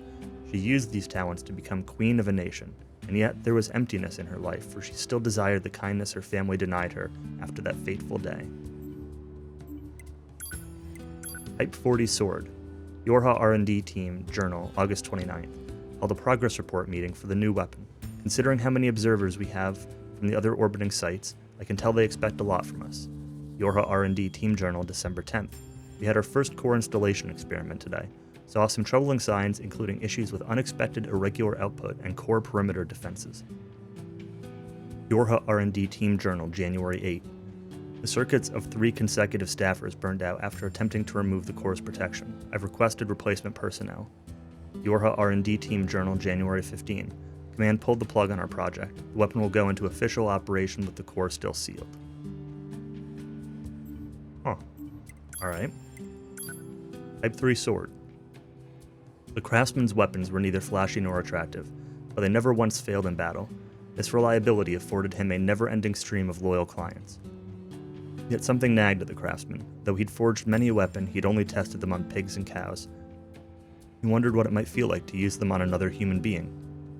The craftsman took a sword to a battlefield and slashed at corpses, disappointed at how easily the sword slid through them. It wasn't satisfying at all. He wanted to really feel like he was ripping through flesh. Craftsman modified a sword in search of that feeling, not thinking at all of the pain it would cause until one night a bandit broke into his home, snatched the weapon up, and showed him exactly how effective it was. Something I missed? Okay. Virtuous Contract. How long can I fight amidst this bloody vortex of a battlefield? How long, I wonder? How long can I continue to protect what I love amidst this endless war? How long, I wonder? How long can I continue to believe in a world laden with deceit and folly? How long, I wonder? How long can I lie to myself as I despair at the dark future of this world? How long, I wonder? Cruel Oath. Once long ago, there was a group of 7 boys who were born in the same village. Though they were not brothers by blood, they treated each other as family. One cold night, a fortune teller appeared and warned of a traitor among them. The boys laughed it off and went about their business, but the next morning, one of them lay dead. With each passing night, another boy died. The survivors grew more and more suspicious of each other, each harboring terrible doubts about what happened to their brothers. On the morning of the 7th day, a single survivor stood tall. Cleaning the blood from his hands, he chuckled to himself, "Better go find the traitor." Yorha Issue Blade. Oh, we read this one just a little while ago. I'm not going to read this one again. We read this on this stream. Machine Sword. The more old records I read, the more fascinated I became by the species known as humans. We machines must do all we can to preserve these precious artifacts and continue to record their contents. I see from these records how important predation and reproduction were to human survival, and yet they viewed such acts as sinful. I wonder why. Found a famous human book today, but after reading it 10 times, it still makes no sense to me. What possible attraction could there be to such a thing? Eureka! Seems the answer was in front of me all along. I'm simply incapable of comprehending anything about humanity or the world in general. Ah, how wonderful it is to live in a world swaddled in mystery. Iron Will. Sword's blade, dulled by years of idleness, was, as its name implied, a mere iron hunk. Its blood-drenched youth was little more than a series of rusted memories which grated against its pockmarked steel. Who could wield this hunk of iron now that its edge was gone? Who might love it when all it could do was bash dully against a foe instead of cutting through flesh and bone? Who would devote themselves to such insanity? The sword sighed softly, pleased to finally be at rest. But before it could peacefully crumble into dust, a group of power-hungry fools took it up and denied its reverie anew. Red rust was the weapon's tears, the blood, fat, and muscle it tore through was proof of its curse. Now let it hew bone once more, let it ravage flesh, let it do all this and more as atonement for its sins. Fang of the Twins. Twin souls were sacrificed to twin gods and bound to an unbreakable dual-bladed axe. Whenever nicked or damaged, it would instantly repair itself. The two blades would never part, they would be together for the rest of time. The souls in the blade yearned to be as one, to grow old as one, to fall in love as one. It is why both love the same person. I am myself. I am myself. Look at me. Look at me. Give me love. Give me love. Stop copying me. I'm not. We are together. We are one, life or death. Even if we kill our foes, even if we kill each other, our two bodies will be as one for all time. Someone separate us. Oh God, please someone help.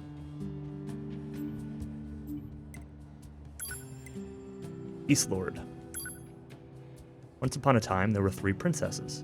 The eldest princess was thought by all to be the most brilliant woman in the kingdom, and she soon sat upon the throne of her homeland as their queen. The new queen raised a mighty army. To afford the endeavor, she taxed her people, and in turn they were given jobs in new factories created to support the war effort. People worked, money flowed. As the army grew strong, the demand for factories grew with it, and the cycle repeated. More work, more money, more work, more money. Queen's plan proceeded just as she envisioned it. To further strengthen the kingdom, we were converted to machines to enhance our output in factories and the military. Our queen in turn became the control system that rules us to this day. Huh, that took a turn. Phoenix Sword. One day, a hawk lost its way in the woods. Its proud wings soon grew weak as it tried in vain to find its way home. As death approached, a songbird took pity on the hawk and did its best to offer aid. The songbird slowly nursed the hawk back to health. The beautiful sight of the small white bird nestled in the elegant wings of the hawk soon made it the envy of all the creatures in the forest. When the hawk was fully healed, it knew it was time to leave the forest, but before flying away, it promised the songbird it would one day return. In turn, the songbird gave the hawk one of its shining feathers as a token of friendship. As promised, the hawk eventually returned, but with a human in tow. Well done, said the human. These feathers will sell for a great price at the market. Then he slew the songbird in one blow and plucked its carcass clean.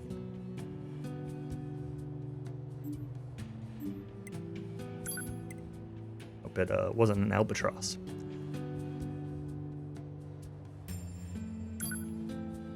Type 40 blade. Development Journal 0504 Takata.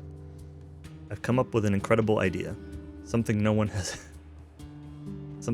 ever done before. I'm going to start testing it out first thing in the morning. I'm laughing because I'm thinking of, I see Takata and I just hear Cowie saying Takamaki in my head. Development Journal 0704 Takata. The boss turned down my idea of infusing metallic alloys with magical elements. Bryce, damn fool, doesn't he see how much money we can make from this? Development Journal 1201 Takata. Things aren't going well. My hair is falling out. I think it's the stress. I've got to find a way to make this project succeed, and soon. Development Journal 1215 Fujita. Look over the data, but couldn't work out the problem. I'm not giving up, though. With Takata dead, it's up to me. I'm the only one who can carry on his work. I don't know if the names are meaningful or not, but it exactly confirms what I said earlier about the blade looking like it had materia slots in it. Right? Infusing with magical elements. It's exactly what it is. Not surprised. Just like, it's nice for the confirmation. Type 3 blade. The greatsword was known for the intense pain it inflicted upon its victims. This is what drove the man to carry it despite its weight. for he knew it would make others fear him, and thus could he avoid needless conflict. The man's reputation spread through the village despite never having drawn the blade. Don't make him use that horrid weapon, the villagers whispered. The man smiled at this, for he knew that fear was the best path to peace. Soon the man had craftsmen forge a host of similar weapons. He gave them all to the other villagers in the hope it would force people to solve conflicts with words instead of violence, and his plan worked, for a while. Keeping all sides in check is simple when no one uses their power, but once that seal is broken, the end is nigh. Thus did the peaceful village transform itself into a living hell over the space of a single night. Virtuous Treaty. First encounter with my lover. Failed to connect with my lover. Far away went my lover. With death went my lover to eternity. Rule Blood Oath. I'll never forget the time we met. I knew ours was a love that would last for eternity. But even when by his side, his feelings were a mystery. It was painful not to know what he was thinking. So painful. When I was close, I hurt him. Yet being distant hurt him more. I finally found my place in life, a place where I am as close as possible, yet eternally distant.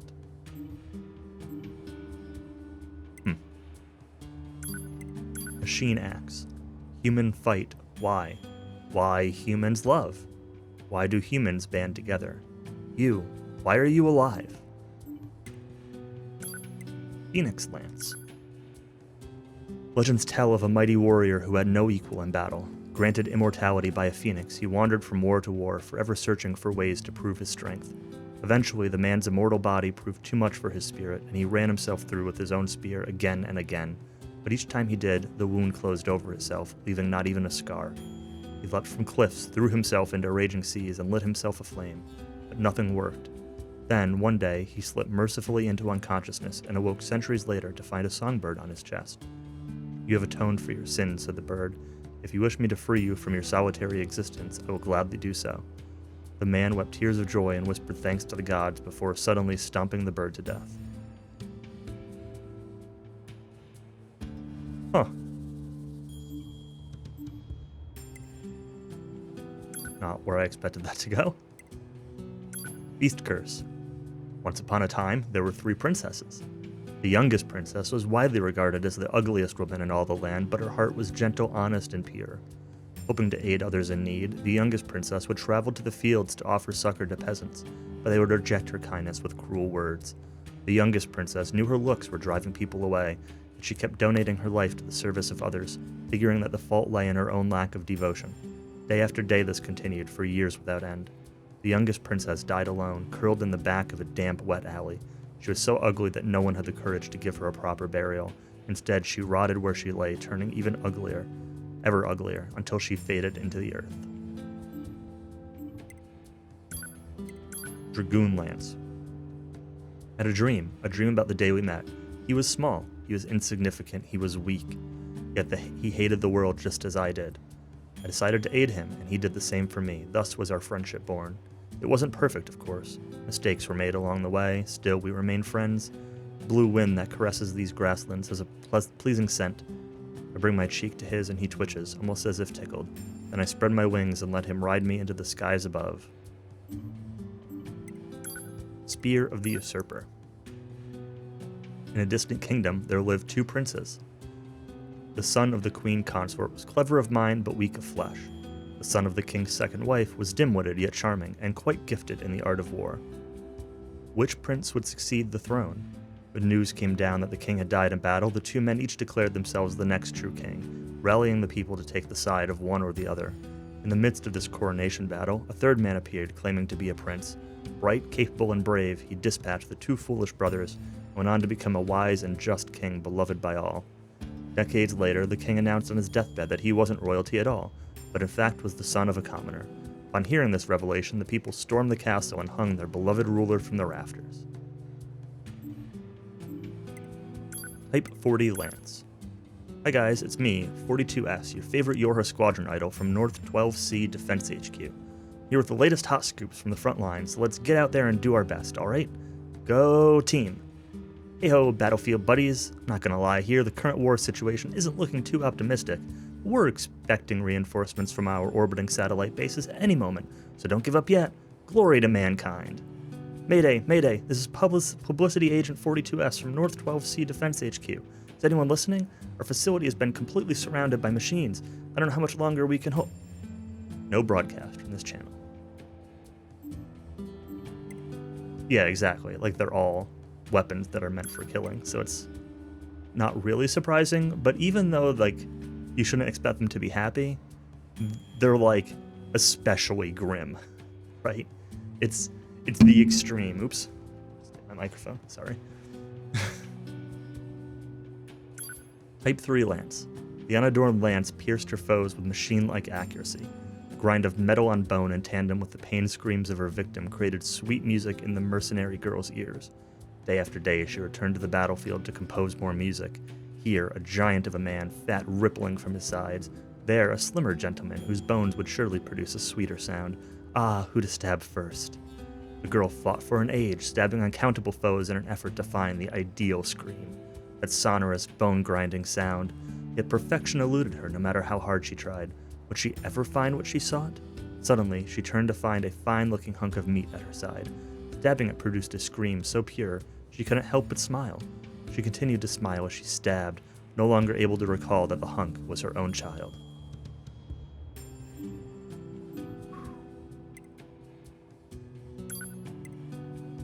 Virtuous dignity. The elegant white spear was crafted by a tyrant as a gift for his wife, whose parents he had killed years earlier.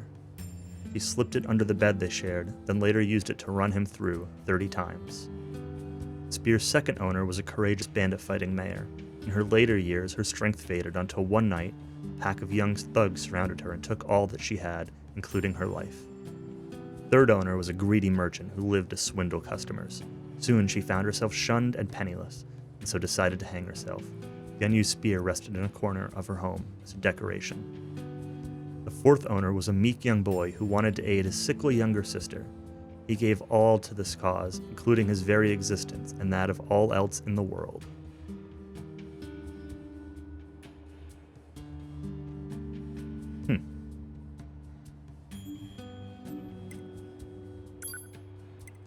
Cruel arrogance. The dark, hideous lance was crafted by a beautiful female artisan. As people far and wide praised its design, the artisan's apprentice grew jealous and slew her, the lance itself soon vanishing into the mists of time. The lance's second owner was a puppeteer who crafted a clockwork doll capable of doing nearly anything. When he put the lance in the doll's hand, she lashed out and pierced the puppeteer's skull right between the eyes. The third owner was an infant prince who was gifted the lance by the Queen Regent. She died soon thereafter, and on the night of her funeral, the lance vanished from the infant's room, leaving behind only a tiny corpse in the crib. The fourth owner was a simple, honest man who wanted to aid his sickly daughter.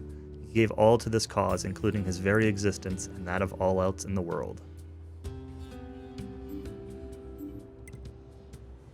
Machine Spear. My name is Plato1728. I am a failure of a machine. I was designed for combat, but I can't use weapons. Everyone makes fun of me, and my life is horrible. I'm a dumb machine. I got lost during battle and ended up in some kind of factory. Found a whole pile of dolls discarded there. They share the same fate I do. I'm a foolish machine. Today I had to fight at that factory. All of the dolls got completely destroyed, crushed by my friends and foes, who can do nothing but fight, fight, fight. I activated my cannon and shot everyone there. I'm not sure why I did that. All I know is I decided to fight, because I'm just a stupid, broken machine.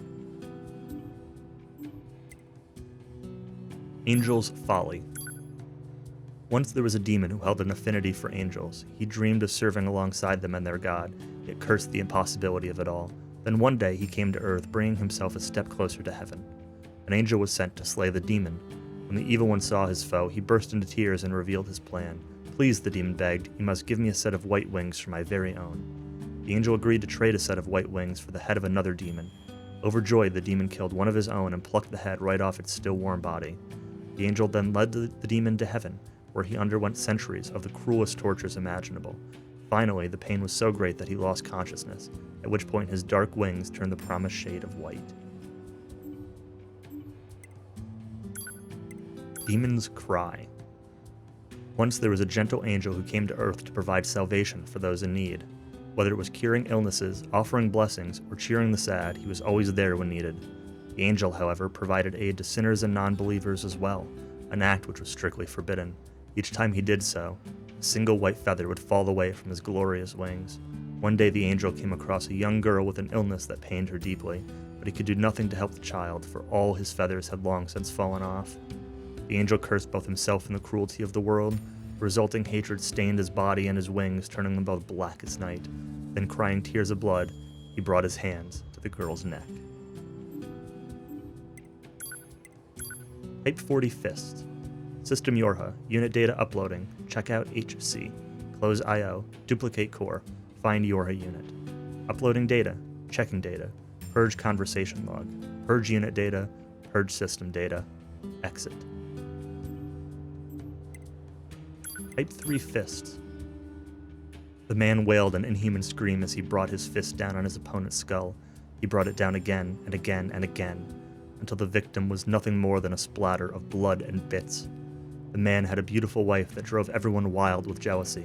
They lived a simple, happy life, yet the man always strove to keep his wife safe above all else. One night, the man came home to find a stranger in his bed.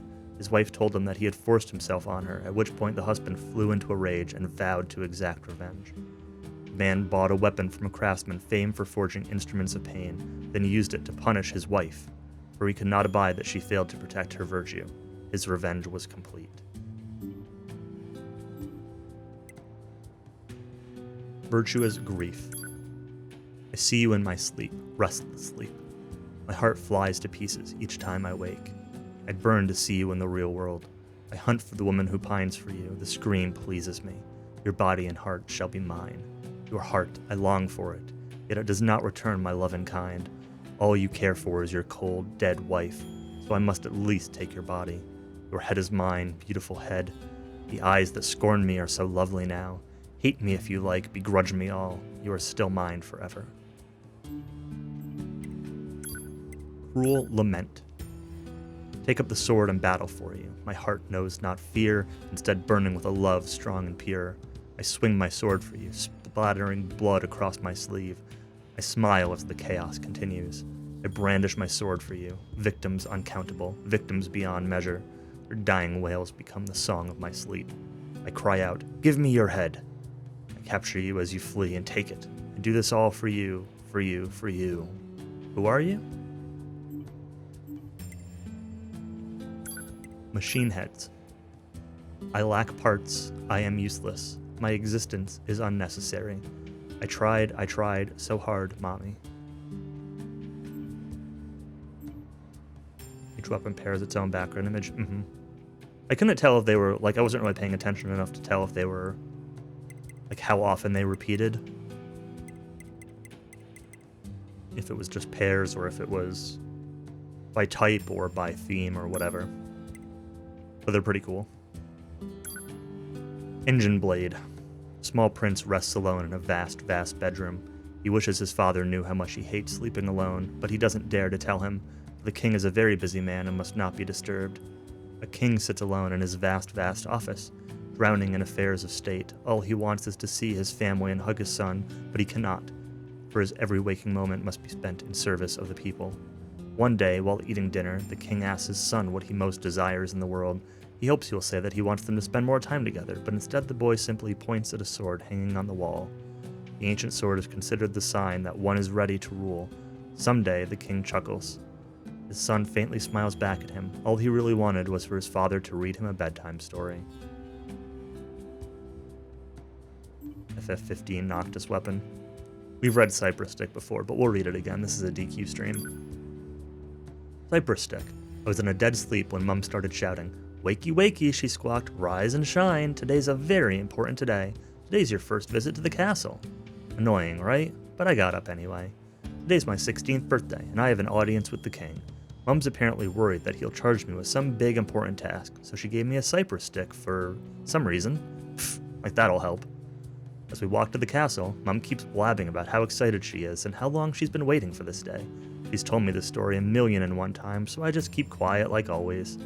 When we arrive, I see my friend coming out of the castle. He's 16 too, but his fearless gaze makes him look like a legendary hero to be. I'm sure he's got a lot to live up to. My dad's just a carpenter, so I've got it easy.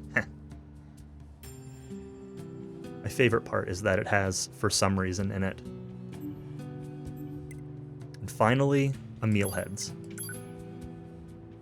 0902 12422. Confirm that the machine lifeforms released by the aliens have reconstructed their network. I started to see units with gravity controlling capabilities again as well.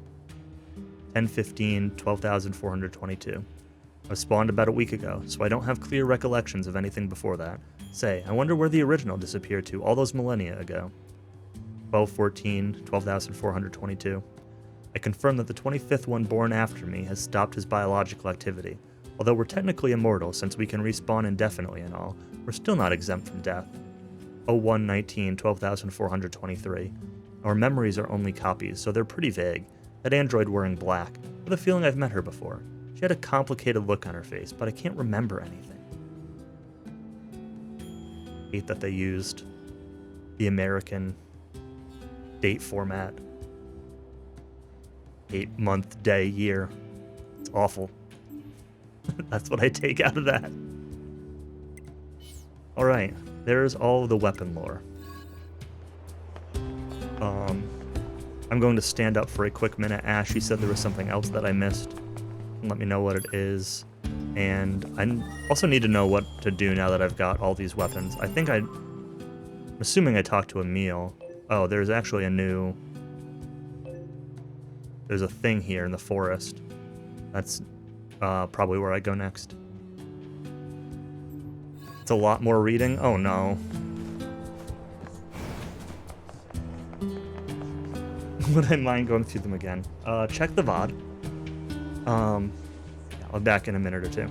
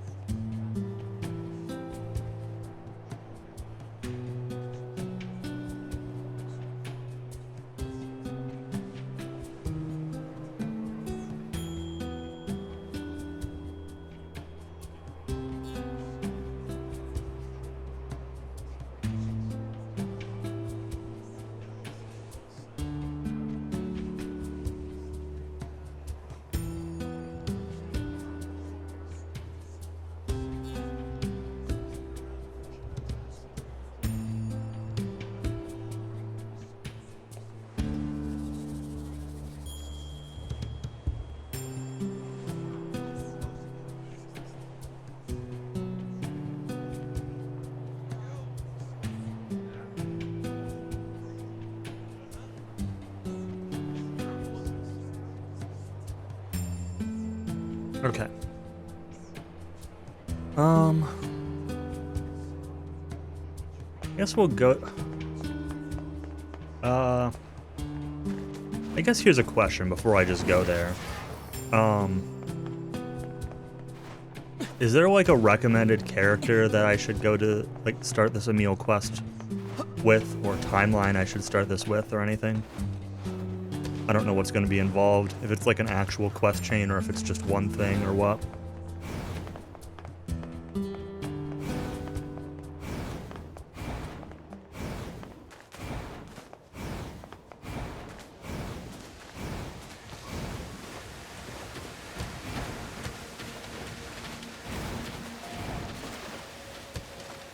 It will be a fight.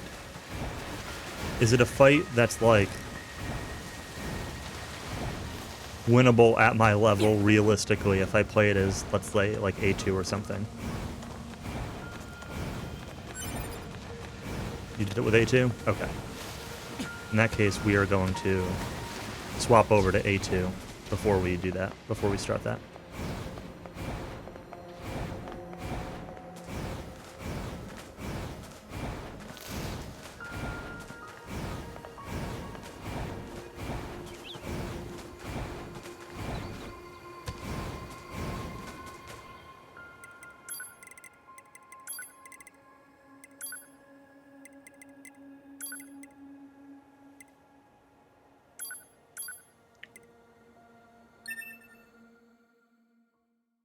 assume it doesn't really matter what chapter, so.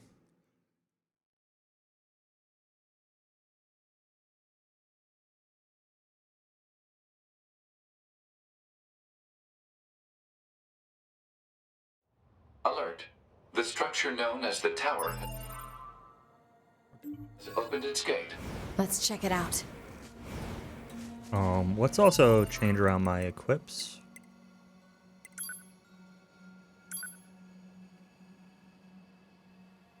If I want the last ending, I have to not do anything at the end of the fight.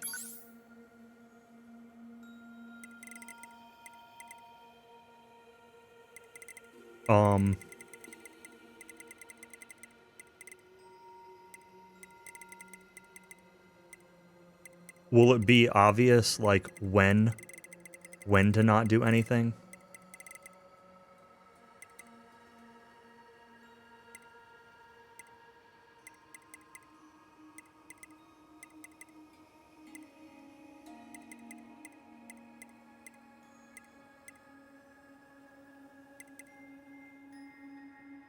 Try out the engine blade.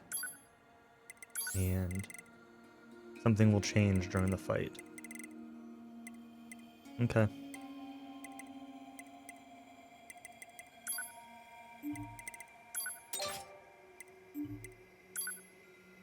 I'm going to keep this combo.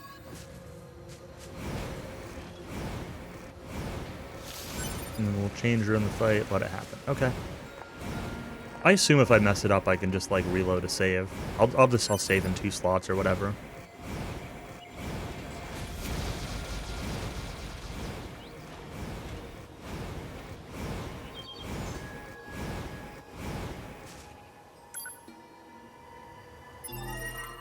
Let's do a hard save here. Save. Save.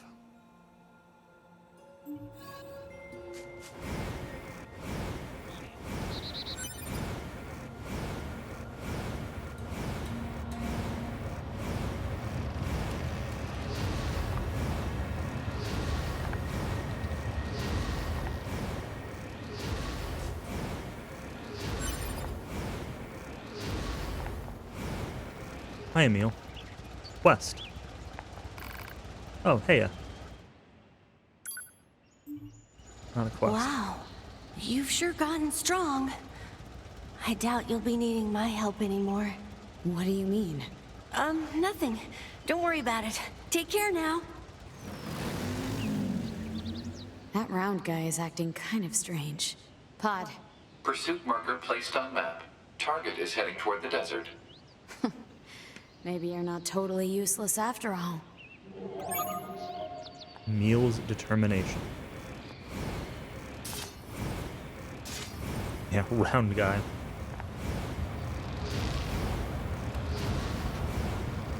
We'll run there.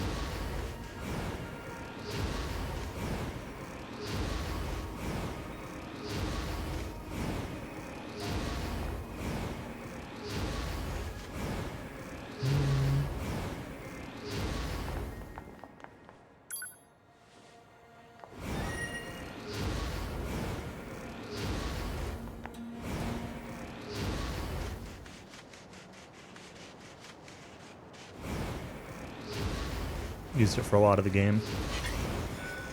One of those weapons I always meant to, like, play around with more and didn't.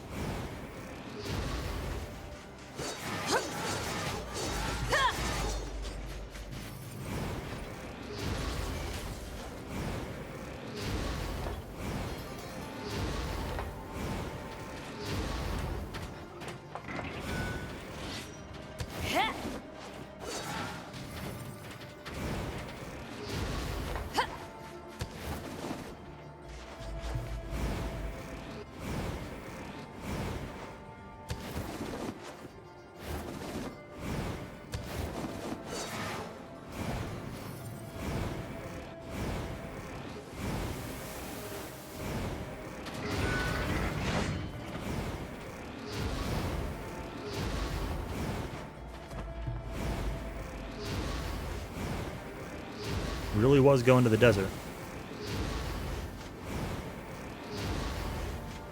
And not just the desert. He's like all the way here. He's kind of heading towards the housing complex. He's not going to be down in that pit, is he? I don't think that's really fully this direction.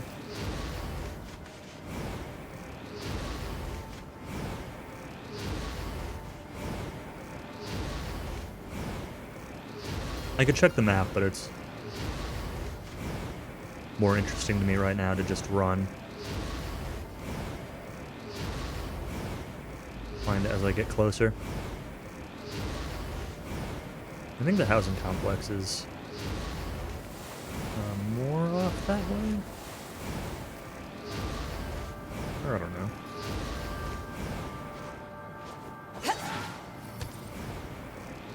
There we go.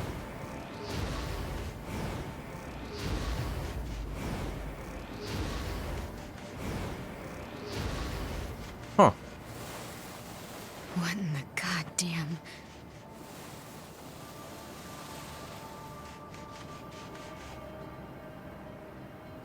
Lots of Emil heads. Round thing. You okay? Watch out. They're still alive. Oh, are you kidding me?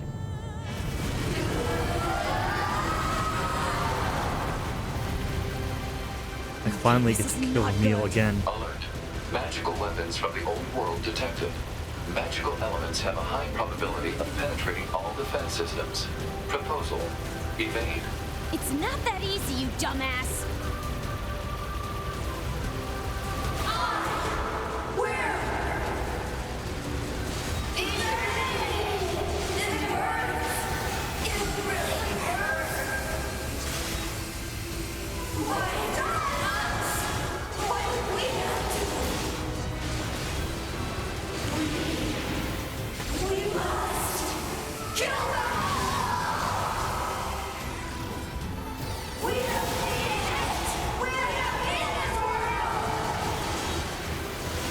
Alert.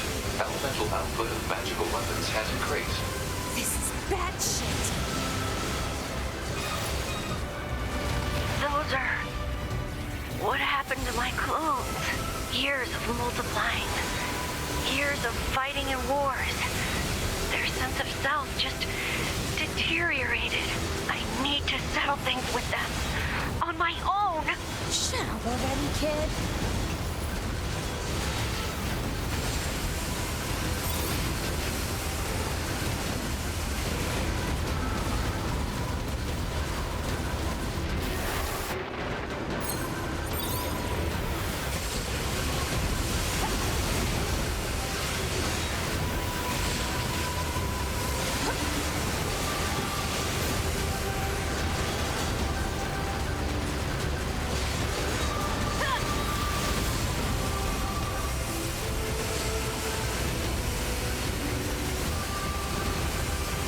That one's health bar disappeared, but it's not dead.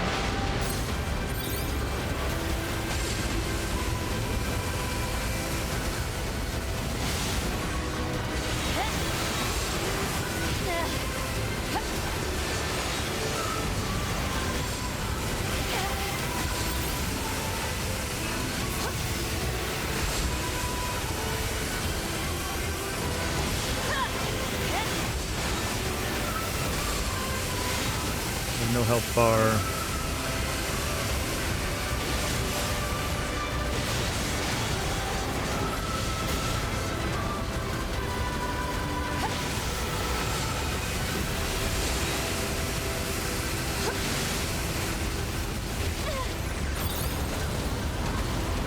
Majora's Mask have one of these instead of the moon. That'd be pretty good.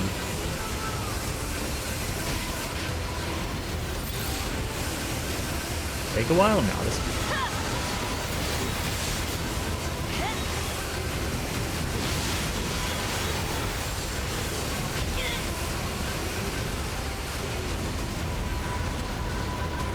As far as on a lot of them are gone.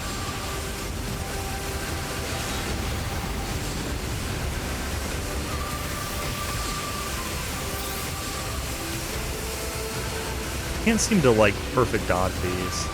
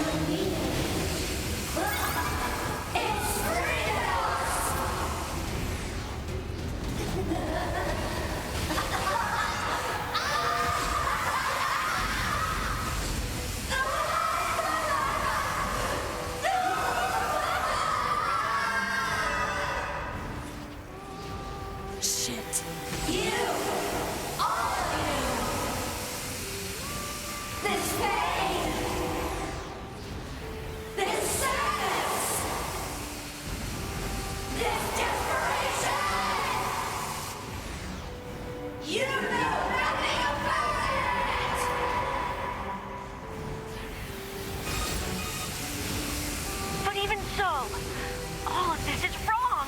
No matter how hard or how painful, they never gave up. They kept fighting because they believed they could overcome someday. Isn't that right, Kaine? Even if it's pointless, you still have to do it. Because this is the world my friend tried to save!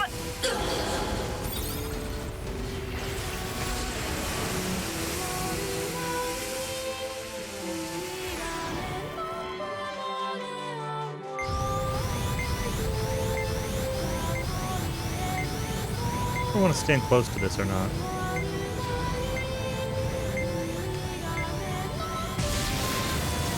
It doesn't matter.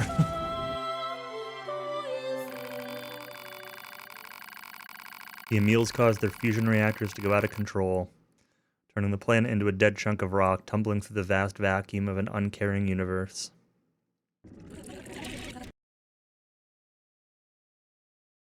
Ending Y. All endings achieved. Alright. Now I get to reload and actually do the fight.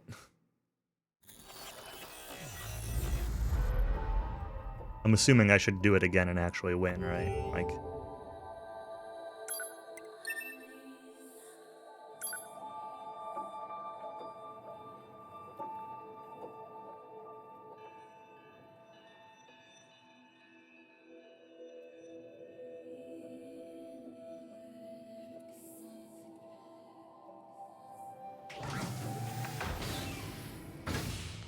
Just, do a little transport. The desert center real quick. Probably the closest.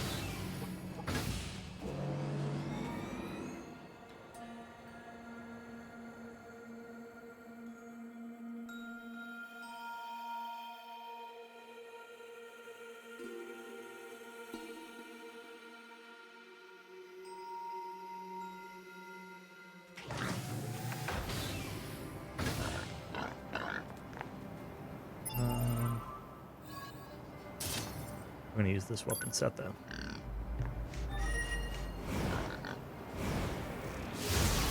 My preferred set.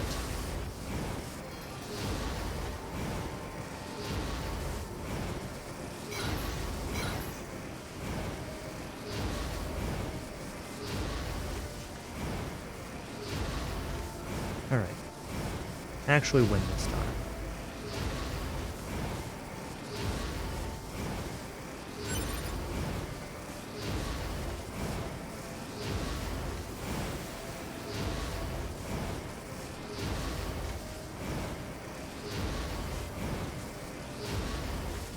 What in the goddamn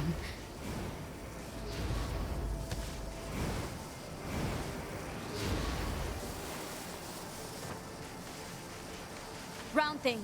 There's... Oh, are you kidding me?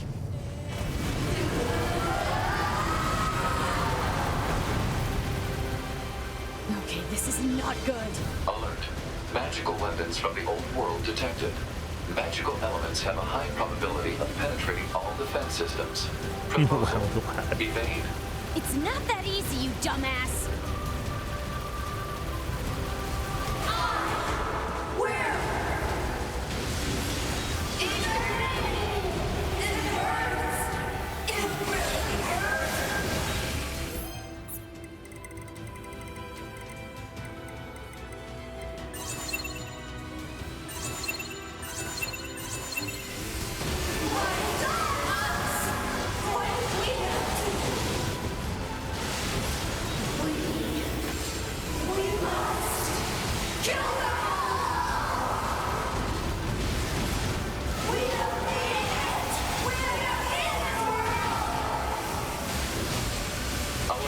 Elemental output of magical weapons has increased.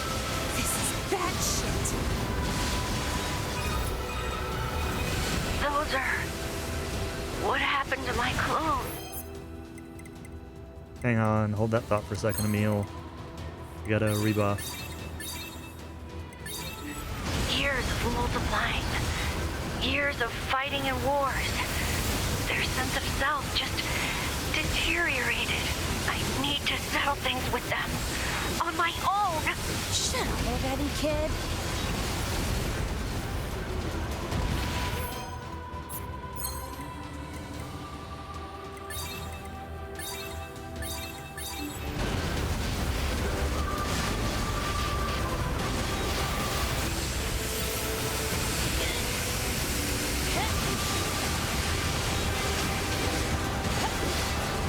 Part of me wonders if I should get them all low. Like, am I going to be timed on the next phase in a way that it's beneficial to have a bunch at low HP? Like, does the next phase trigger when so many of them get destroyed? And then it'll be easier to clean them up.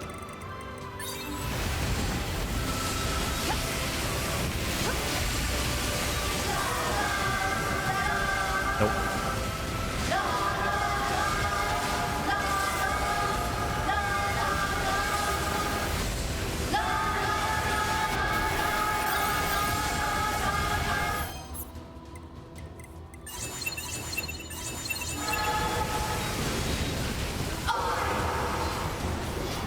We try our best!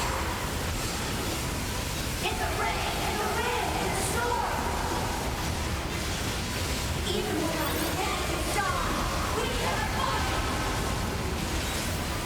But the eternal war, our eternal aim! The eternal aim! It's freedom! It told us there was nothing about protecting this world.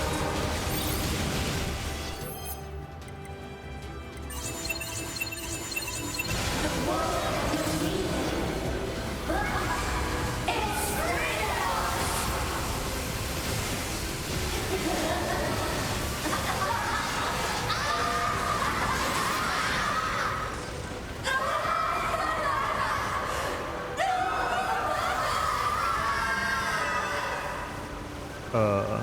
Shit. You! All of you! This pain! This sadness! Yeah, I'm looking at the minimap, but they're, like, I can't get to where they are. It's like physically blocking me from leaving this area.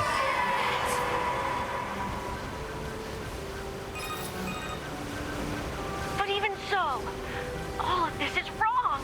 No matter how hard or how painful, they never gave up. They kept fighting because they believed they could overcome someday. Isn't that right, Kaine?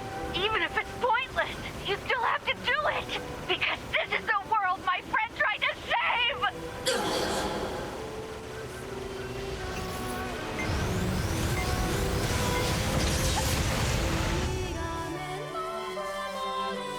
I This is it for me.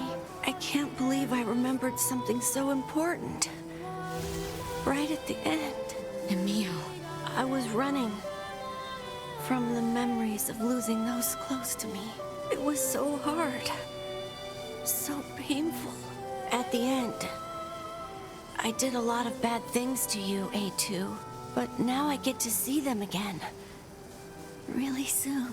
Cram it already, kid. I'm sure we'll have you back up and running in no time. Oh.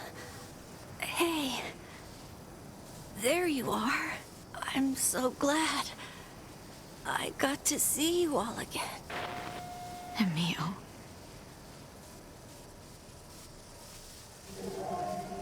Neil's determination complete.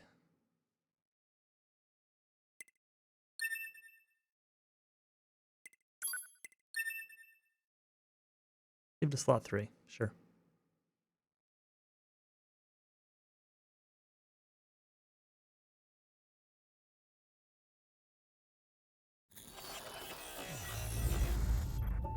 Oh, that like actually kicks me out too.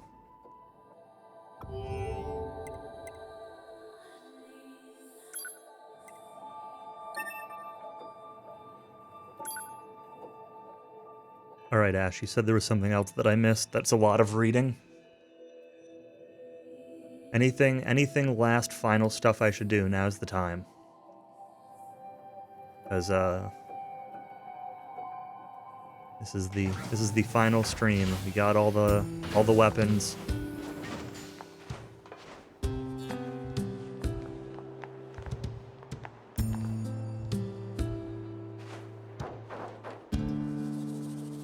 Talked to Anemone a few times.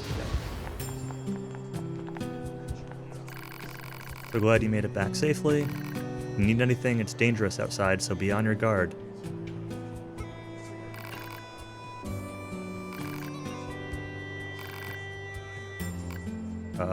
Maybe not here.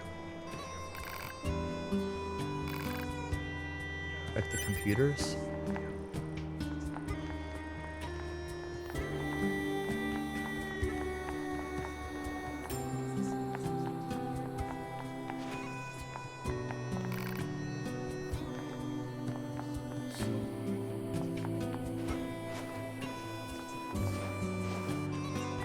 Do I need to go to like an earlier chapter or something? Because I think I'm in like the final chapter right now, chapter 17.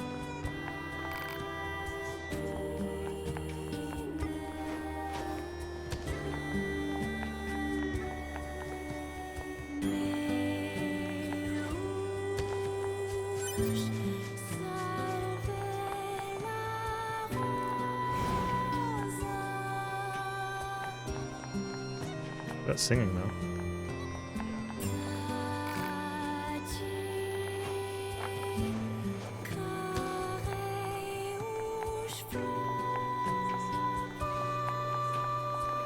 No twins here. Where are the twins hiding out?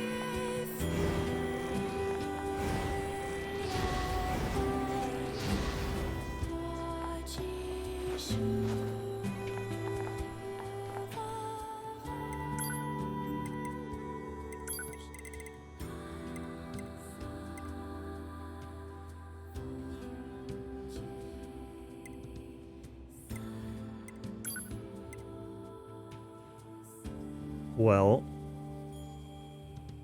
I can,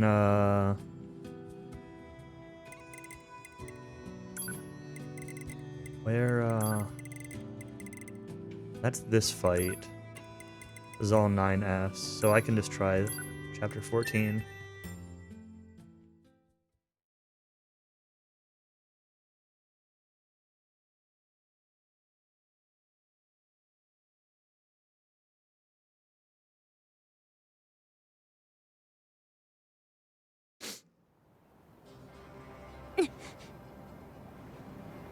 Good morning, A2.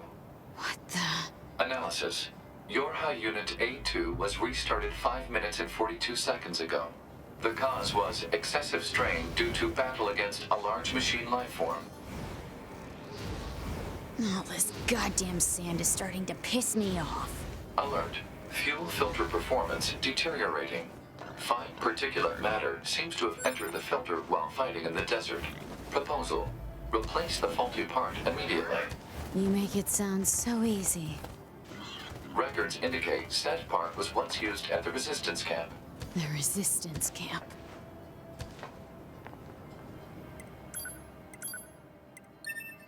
The resistance camp.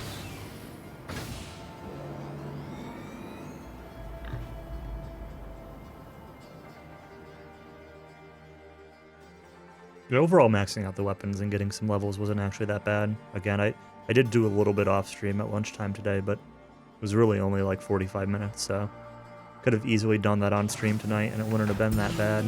It was pretty mindless. I'm glad that I did it off stream, but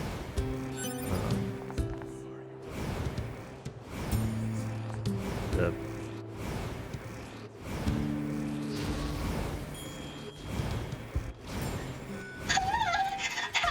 Help me! Are those machines fighting each other?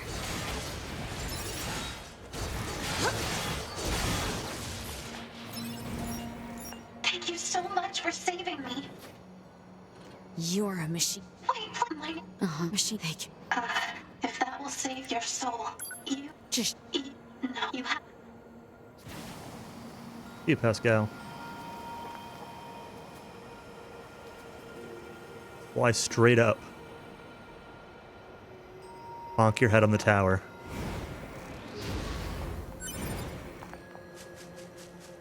Pascal used a Chimera wing.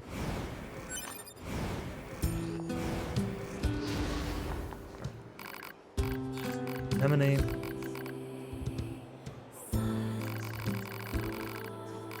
Yeah, I know. He can fly. You've changed, number 2. You talk and act completely different from how you were in the past. And you've become a true leader. I'm nothing compared to Rose. Actually, I have the records stored on that external drive. Thought I should preserve memories of the time we fought together. And I also think you have a right to see them. You and I must never forget. I know. Get comfy.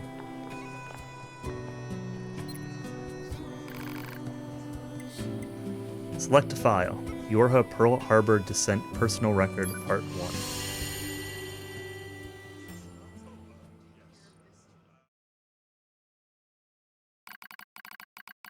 My name is Anemone, and I lead the android resistance. This is a record of the battles I've experienced and my losses. I leave it here as a warning to myself. A machine lifeform attack lands far too close for comfort. I smell an acrid odor and know that some of my hair has been singed off. Anemone, retreat for now, that's an order. My captain, Rose. I obey her without hesitation, running from the front as soon as I take out a few nearby enemies. Feet flying beneath me, I leap into the hastily built trench where my resistance comrades are gathered. How many battles is this now? The same sights and sound, the same struggle of attrition. My resistance forces play the same war on repeat with no end in sight. I don't even remember why we're fighting anymore, but I must continue regardless.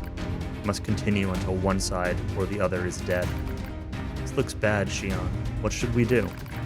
Calm down, Lily. We'll find an opening somewhere. You don't search for an opening, you make one. Dahlia, wait.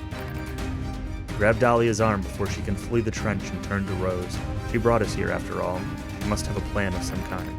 But as the enemy horde closes in, Rose simply squints off in the distance.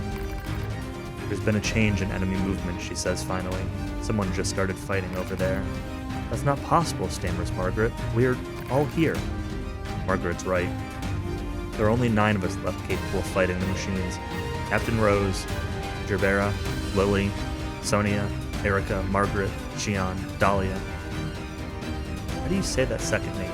Gerbera? Gerbera? I have no idea.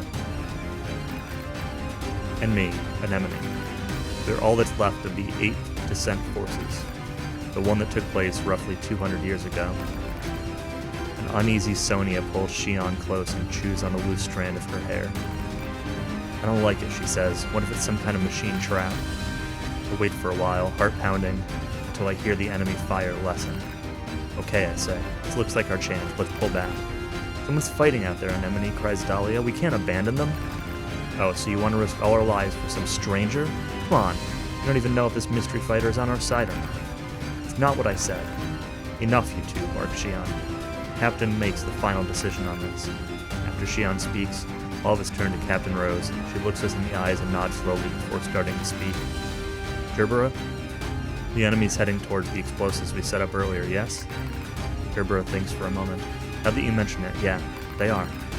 A slight smile crosses Rose's face. She seems perfectly composed. Good. If this goes well, we might be able to take them all out. I want all of you to leave this trench and get to those explosives, says Rose. I'll let the blast take out most of them, then clean up the stragglers. Identifying our unknown mystery fighters can wait until we're done. No one objects to the captain's decision. The moment she issues the order, we all leap from the trench as one and re-enter the fray. When we reach the battle, we find what appears to be another set of androids dressed in strange black outfits. Before they even know what's happening, we detonate the explosives, kill the remaining machines, and turn our guns in their direction. All right, I say to the strangers, start talking. Easy, says one of the mystery androids. We're on your side. We're new models rolled out as part of something called Project Yorha. Really, I say?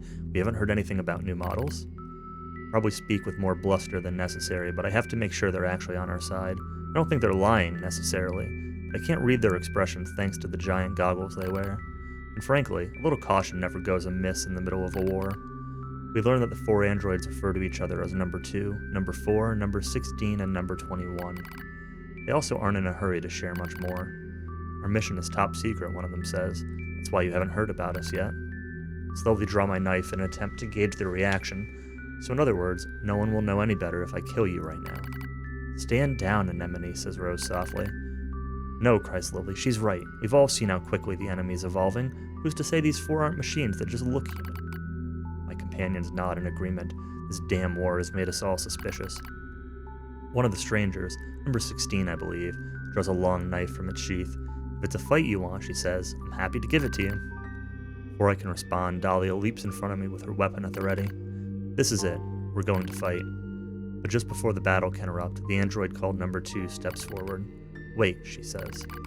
There used to be 16 of us, says number 2, but the others died during the descent. We're isolated and alone out here. Reinforcements aren't coming, and that means we have to finish this mission with the soldiers we have left. We don't need more enemies right now. What we need is allies. She finishes the speech with a soft sigh, as if trying and failing to hold her emotions in check. I know that sort of voice. It's the voice of someone who still has hope despite all the odds.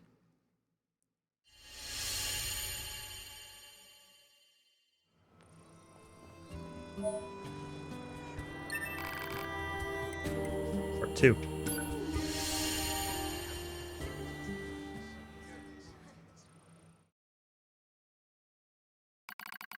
According to the Yorha team, there's an enemy server beneath Mount Kaala. If we can take it out, we might finally gain some ground in this endless war. But in order for that to happen, we need to work together. After a bit of thought, Rose decides to throw in with the new models. It's a relationship that changes as time goes on. What are you doing, Dahlia? Just showing this idiot how weak she is, replies a winded Dahlia.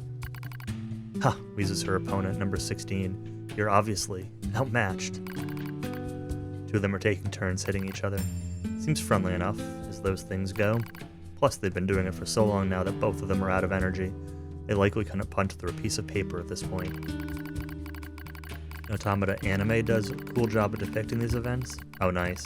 I'll have to check that out. The rest of the group stares at the combatants and tries not to grin. Dahlia and number 16 seem to butt heads over the smallest little things. Maybe it's because they're so much alike. It's almost annoying how quickly muscleheads learn to like one another.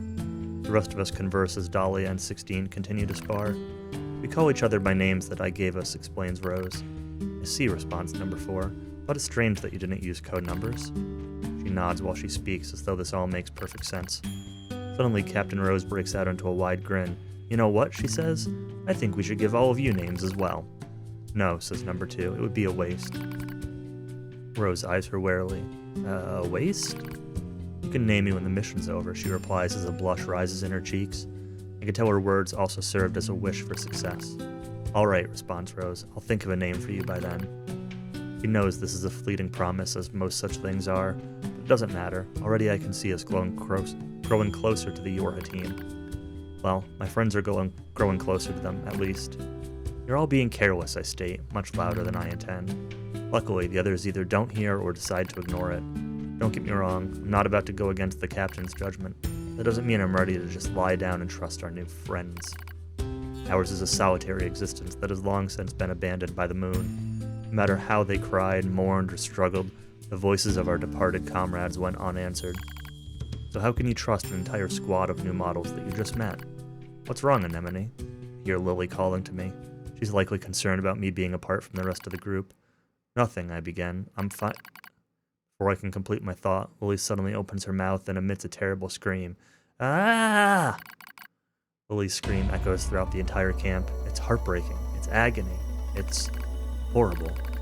He's infected, screams Rose. Lily's infected. We all draw weapons out of instinct as much as anything else, pointing them at our comrade as she continues to scream and scream and scream. We all know what's happening. We've seen it before. The logic virus. Machine weapon that hijacks android systems and overwrites their data. And since there's no known cure, it's also a death sentence. I need to show her mercy. I need to set her free. My finger rests on the trigger, yet I hesitate. Before I can make that final, fateful decision, I hear a voice rise up from somewhere behind me. Stop! You can't do this. You can't just let your friend die. Number 21. The girl I thought to be cool and composed beyond all measure was now pleading with me to spare Lily's life.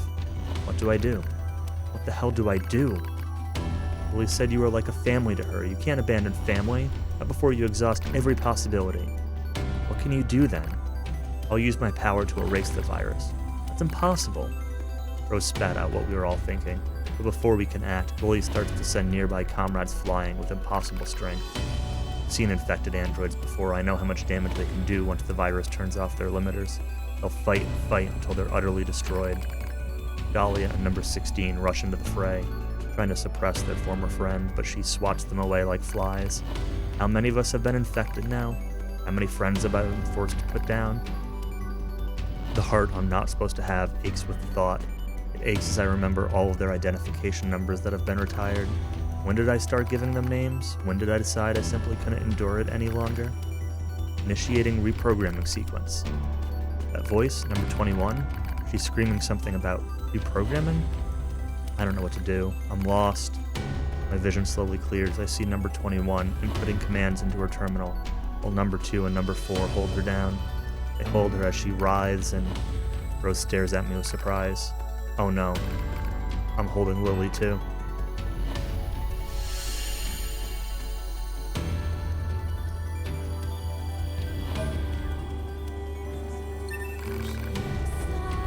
Part 3.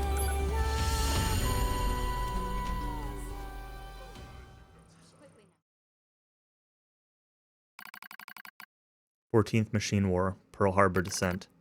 The name of the mission entrusted to the Yorha soldiers.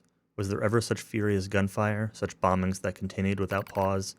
Our target is the machine server under Mount Kahala, and our situation is dire. We need reinforcement, requesting deployment at once." Number 2 speaks quickly yet calmly. It is all the more remarkable considering the hostile army closing in on our position. But the command center and the orbiting satellite informs us no reinforcements will be forthcoming. We are abandoned. We are alone.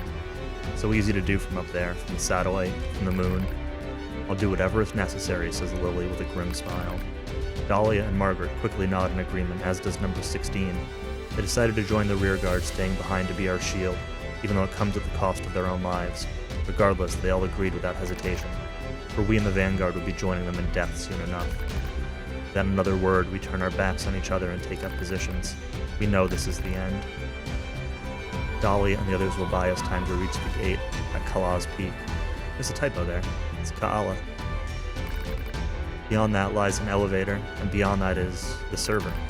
If we can destroy it, we'll deal a devastating blow to machine life forms throughout the Pacific region. As I notice number 21 scowling at the elevator, I start to have a bad feeling about the final stage of our mission. Go on, she says. I've got this. Crowd into the elevator, she begins hacking the terminal. Doesn't need to tell us what's happening. It's clear the elevator won't descend all the way to the server unless someone stays behind to control it. Enemies incoming, almost on us. As I speak, I suddenly find myself leaping from the elevator and taking up a position at number 21's side, almost as if my body is out of my control. Something is wrong. Something... I'll back up number 21, I cry. The rest of you take out that server. The doors close on my friends. The last thing I see is the face of my Captain Rose. She looks concerned. Then the doors shut and she is no more. Well, they spelled it 2 different ways within this message alone. That was the last time I ever saw them. It's not that I know the name is different, it's that they typed it one way and then they typed it a different way.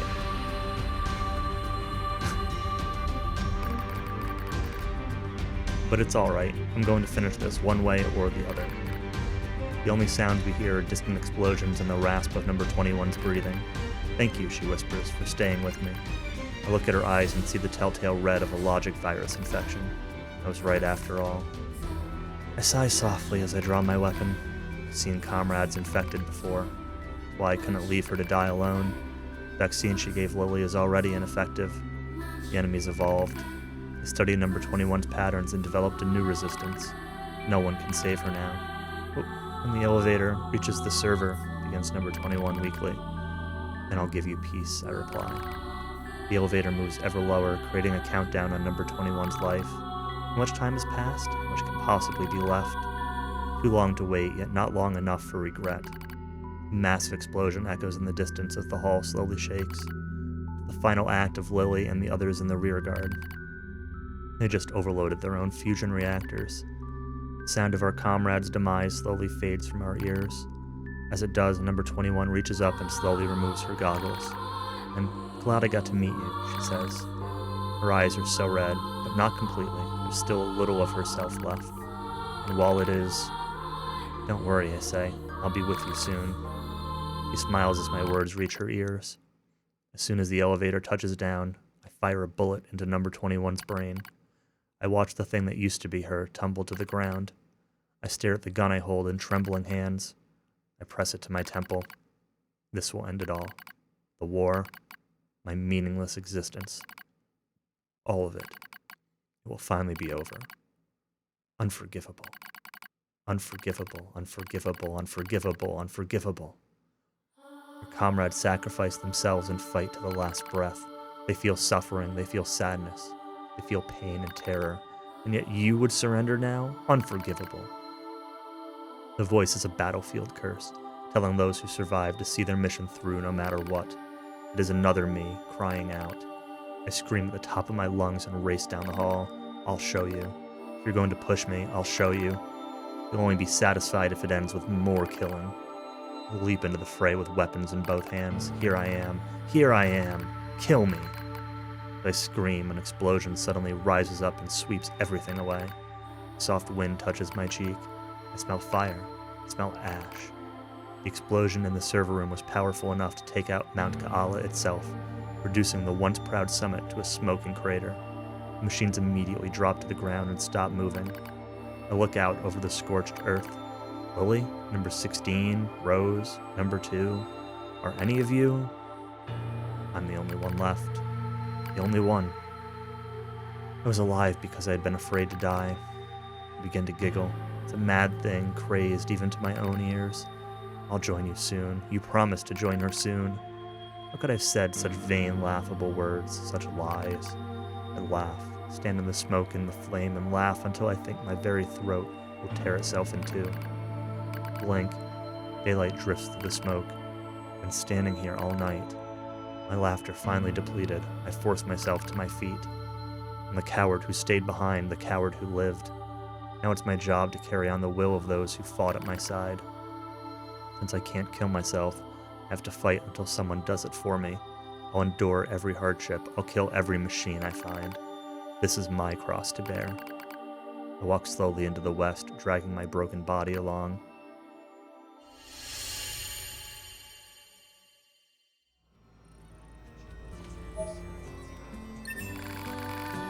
Number 16, number 21, number 4.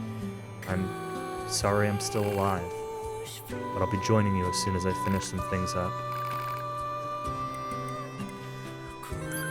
And that's that. Anything else else to say? Nope. Good lore. Good background. Alert. A broken filter will cause significant problems with fuel distribution. Proposal. Replace the faulty part immediately. Yeah, I know. Coordinates confirmed for a colony centered around the machine lifeform known as Pascal. Location marked on map. You don't know when to shut up, do you? Anything else that I missed that's really worth doing? Obviously, I don't have all of the intel or anything.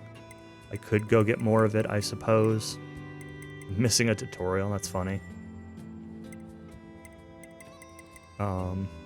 Missing fish. I don't care about fish. I don't know. Anything, any last thing before I call it? Fishing tutorial too, I know.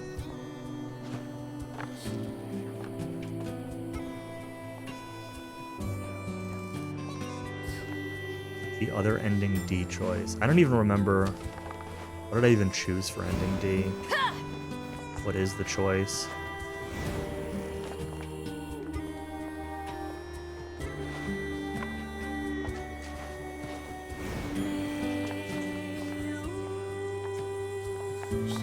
Is this stay or go?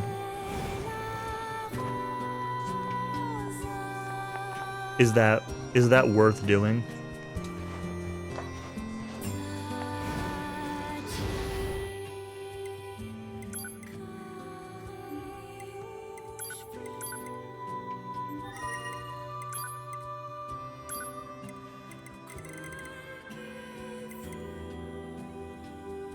Probably.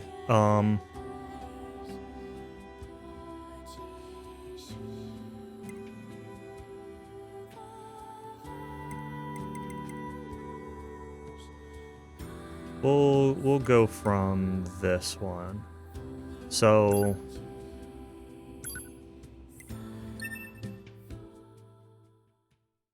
I should choose 9S here, right? Do you know what I chose before?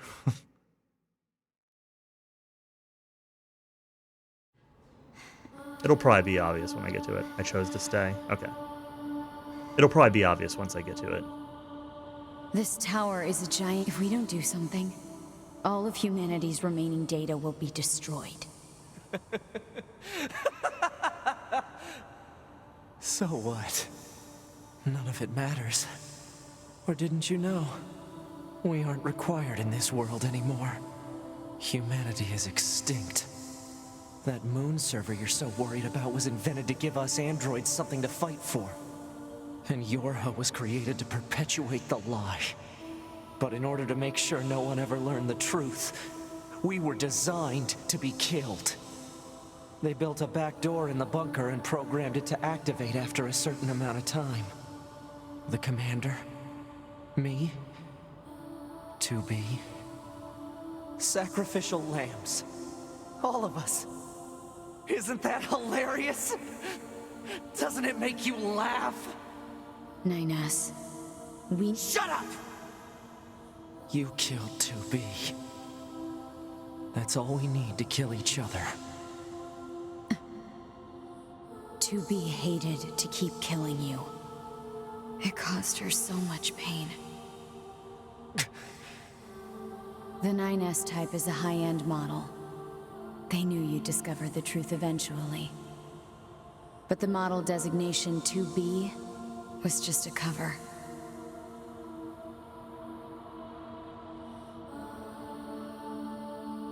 The official designation is 2E.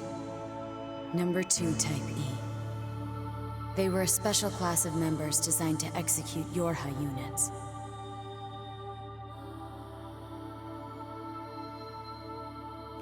But you knew that, right, 9S? Shut up! Shut up! What do you know? You don't know anything at all about us! Proposal. Cease combat. Fighting her at this point would be Pod irrational 153. I order you to halt all logical thought and speech. This order shall remain in effect until you confirm the death of either myself or Unit A2.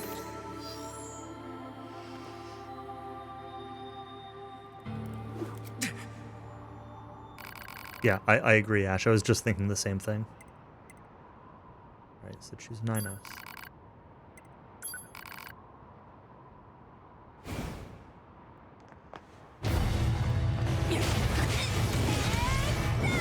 It doesn't matter! None of this matters! 9S! What if it doesn't matter? Why do I long for humans like this? Why do I desire the touch of something that no longer exists? It's how we... Maybe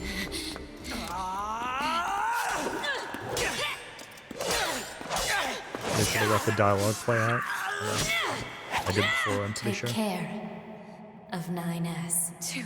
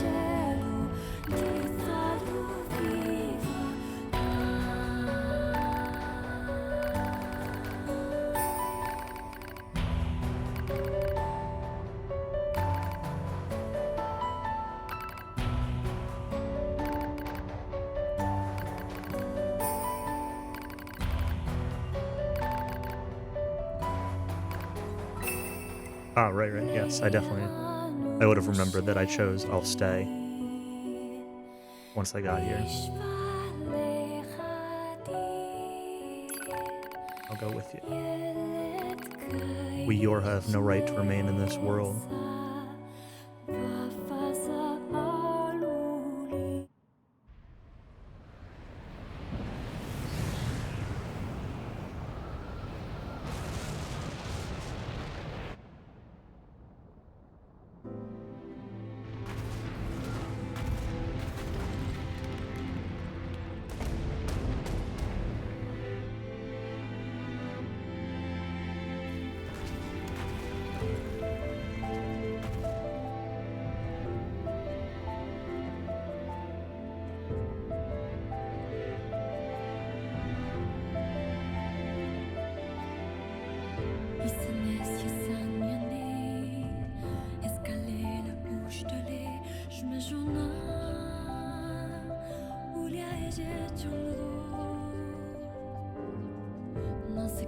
So this is D only, and so I guess that means E was specifically the choosing the stay option. Yeah, I guess there wasn't really anything besides those couple lines of text. That's alright. It feels better to end on credits. Report. All Yorha unit black boxes now confirmed offline. Our mission to oversee the progress of Project Yorha is complete. Proceeding to final stage of project. Commencing deletion of all data.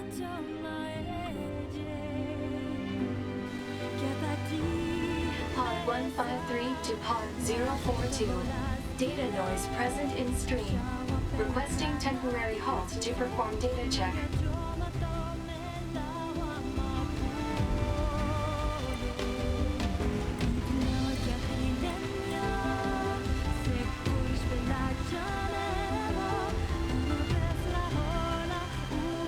Sure. Pod 042 to Pod 153. Data confirmed. Personal data for units 9S, 2B, and A2 appear to be leaking out. Pod 153 to Pod 042. Follow project rules and delete all personal data. Pod 042 to Pod 153. Personal data deletion request denied. Pod 153 to Pod 042. Failure to parse statement. Pod 042 to Pod 153. There was data created in my banks as I was referencing the records. I realized something. I have come to the conclusion that I cannot accept this resolution. The destruction of all Yorha units is an essential component of the project plan. All data must be destroyed. Pod 042 to Pod 153. Repeat. Personal data deletion request denied. Initiating data salvage. Pod 153. You hoped they would survive as well, didn't you? We lack the authority for such an action. The rules are protected by low-level systems. Salvaging data poses an unacceptable level of risk. Knowing that, do you still wish for them to survive? I don't remember how this played out. I know I said yes to this before. Does yes give me the bullet hell thing? Is that how this worked?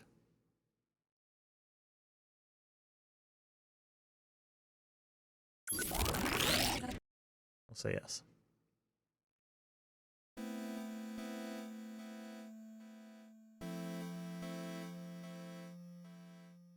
Yeah, that's what I thought.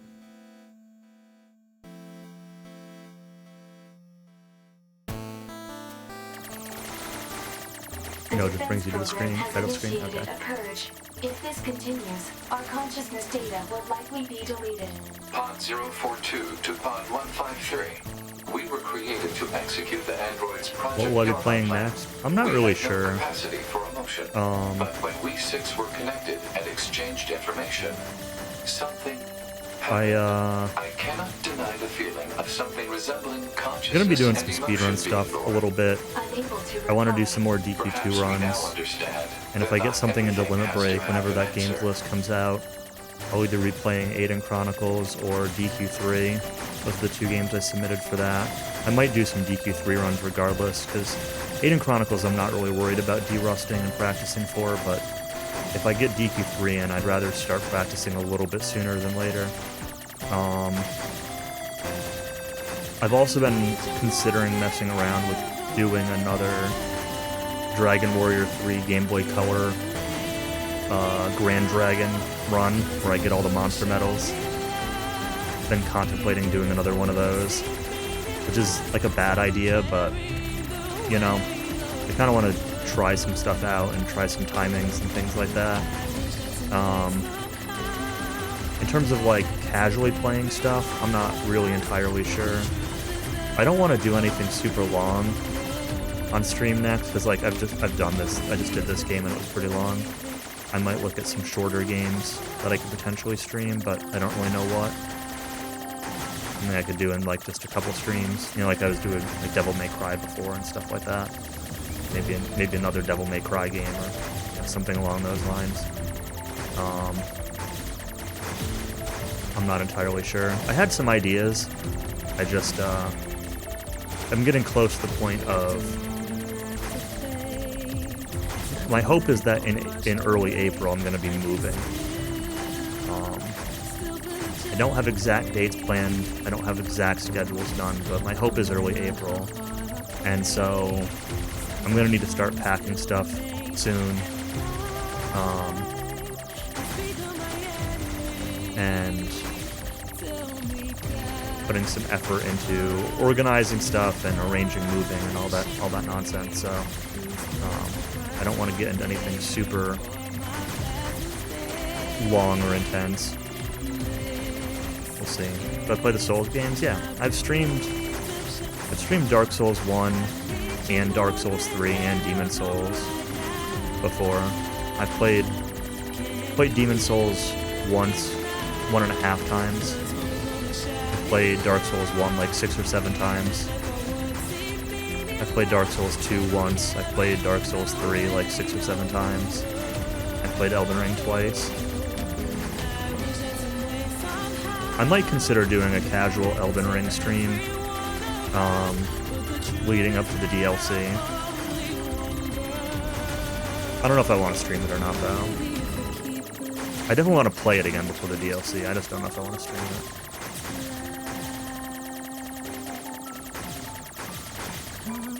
Dark Souls 2. I don't want to stream Dark Souls 2.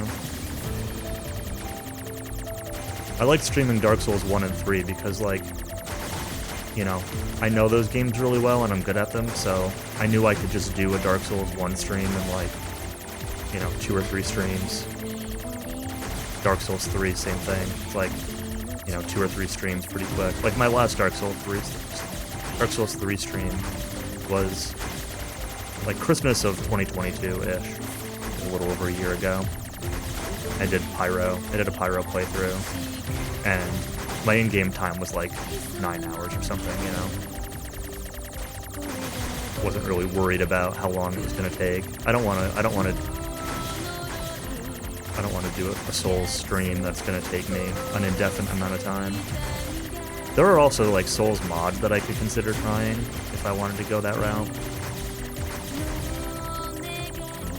Kingsfield. I've been really wanting to try Kingsfield. That was actually on my list of potential things I was thinking of playing and or streaming, but I've never played them.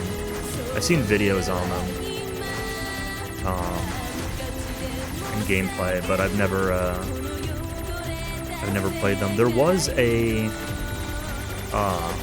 like indie game that came out a few months ago, Lunacid. I don't know if I'm saying that right or not.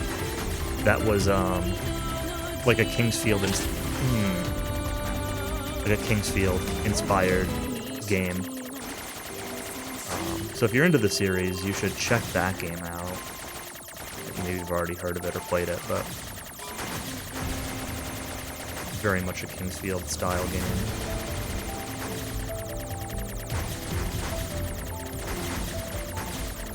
Careful. Well, this is pretty much unwinnable, so...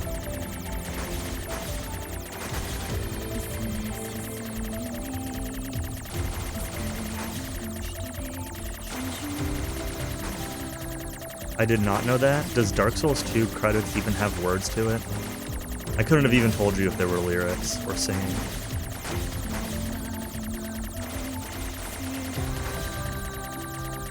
And no, that is not enough reason.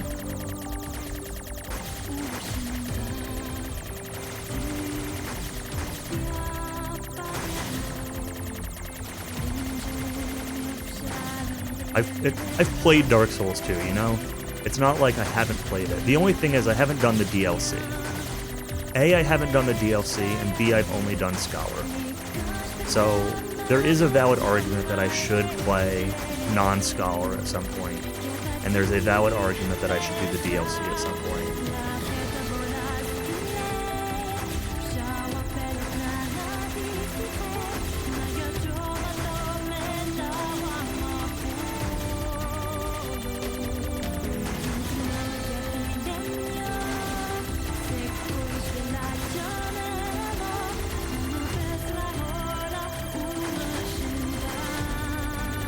Yeah, I'm sure it's better, but that doesn't mean it's good.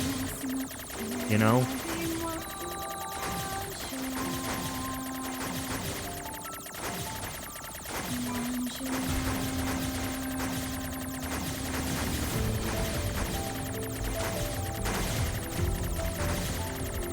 And me playing Dark Souls 2, like, even if I considered playing it, I really just shouldn't stream it. I'm going to be mad, I'm going to be angry, I'm going to scream at it.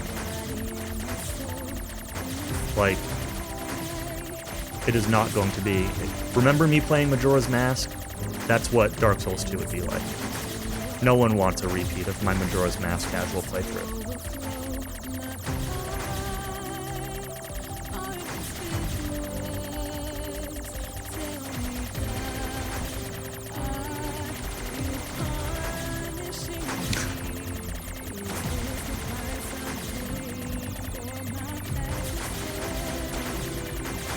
Curious now. There's a chance I highlighted it. I'm sure I highlighted it. I might have deleted it. But there was a lot of me getting drunk and getting angry at the game and not having fun with it.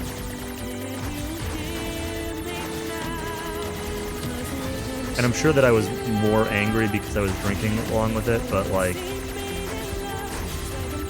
I really, really didn't like that game. That game did a lot of really, really dumb things.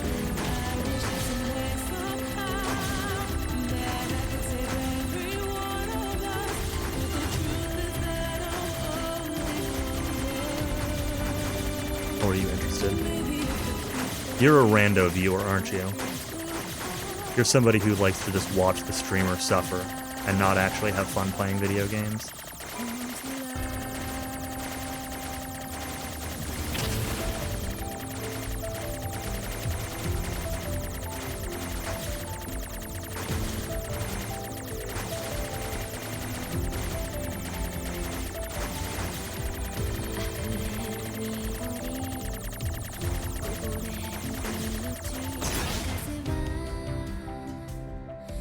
Connect to the net. Yeah. Give up here. No.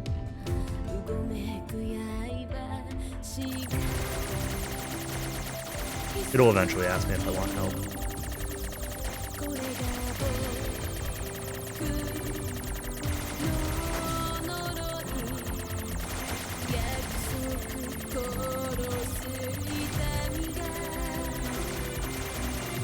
Well, the thing with Majora's Mask is there was nothing difficult about it. It was just, like, frustrating and stupid. It wasn't like I was dying and needing to reload my saves or anything. It was just tedious and boring and bad.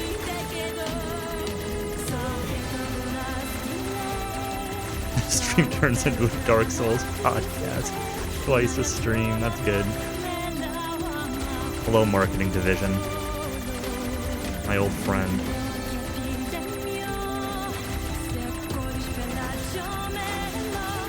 Oh, that was bad.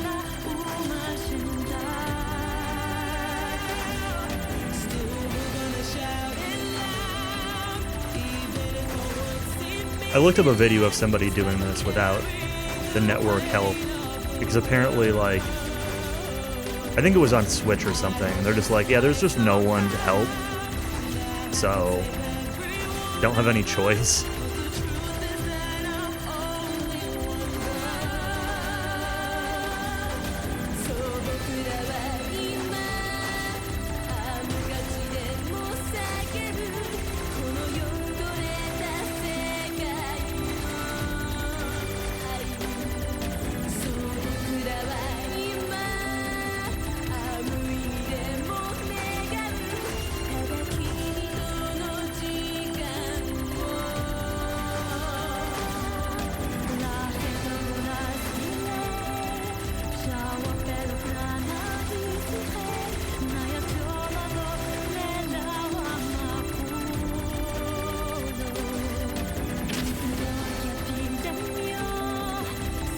My right thumb is getting too slippery.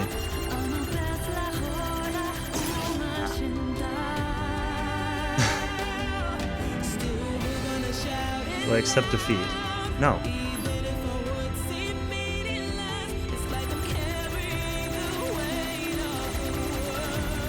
I don't remember.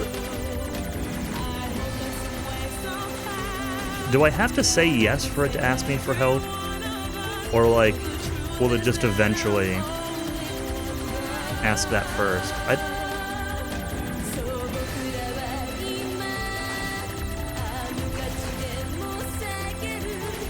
Died like 3 times? Okay, that's what I thought. But we're gonna see how far I can get then. I don't even know what I died to on that last one. I'm not looking at the words, I'm just looking at, like, my character and where the bullets are.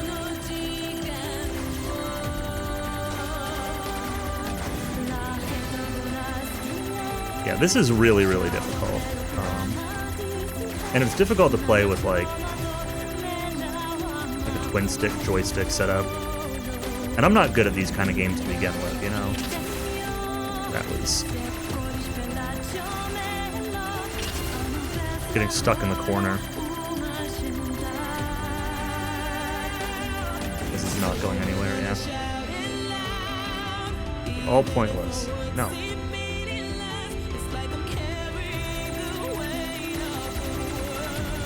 But it's also got an amazing song, so like, you know, who cares if it takes a few extra minutes?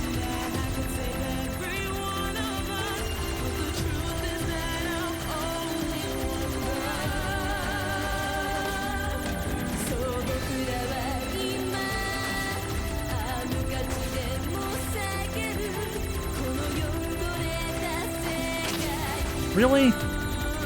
But not off screen? Ugh. No, character design, you are way too close to me.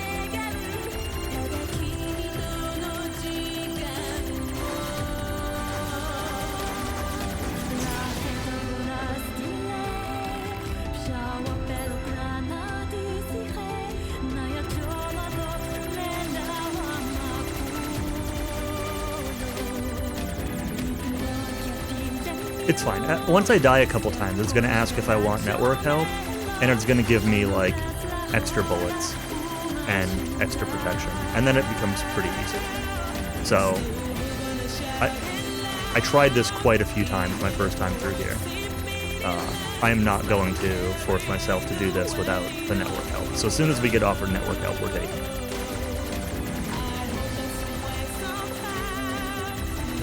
So it's not going to be that long. You're not gonna have to suffer through too much more of this. Too much more of this amazing credits music. Such suffering.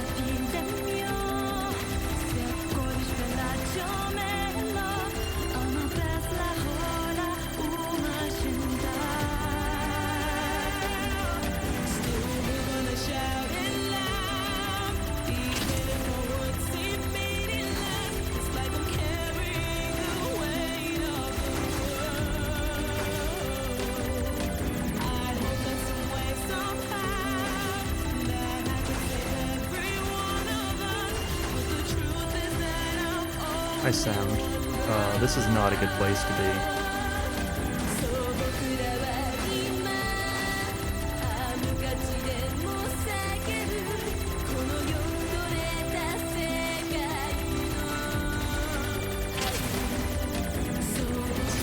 Yeah. I needed to be on the left side of the screen, farther away from that.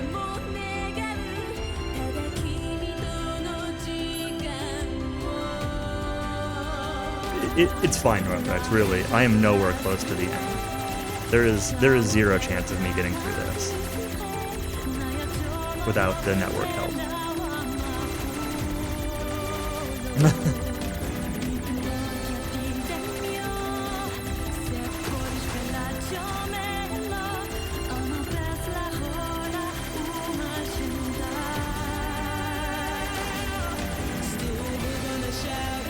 I bet Darko did this on like his first try. I'm sure he played this game. He probably just like, yeah, whatever.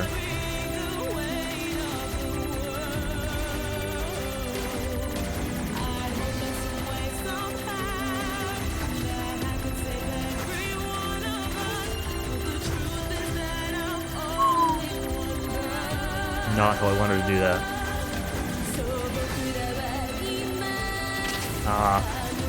Got walled.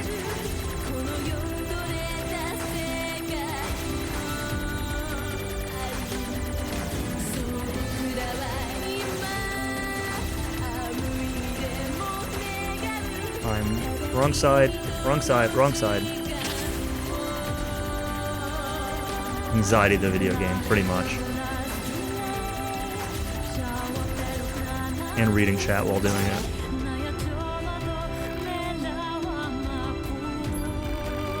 Okay, rescue offer received. Yes. Yeah, I've never really played shmups, so like, it's a genre that I really just have no experience with, really. And I feel like I'm doing okay at this, all things considered. Like, I don't feel like I'm doing a bad job. It's just really difficult.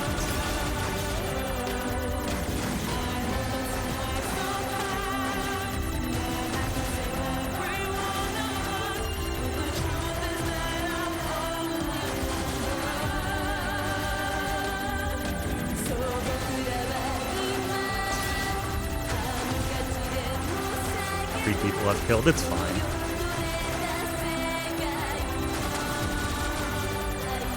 I'm not like, A, I'm not super trying to avoid stuff right now, and B, it's really hard, it's actually a lot harder to avoid stuff like this, because it's a lot harder to focus on you.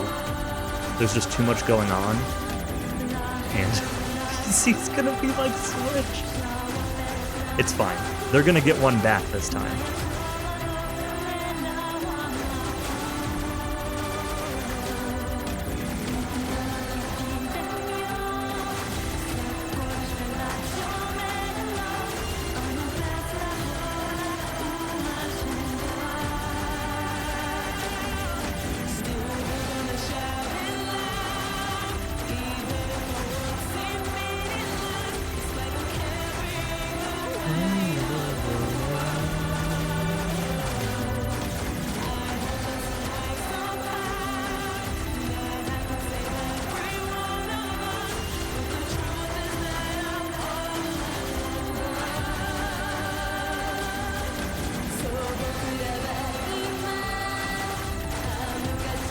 Yeah, it's really hard to focus on specifically you with all of the things that look exactly like you swirling around and just a constant stream of lights everywhere. It actually makes it really tough to avoid stuff in this mode when you're caught in like the big masses of purple ones that you can't shoot. It makes the orange ones completely unthreatening, but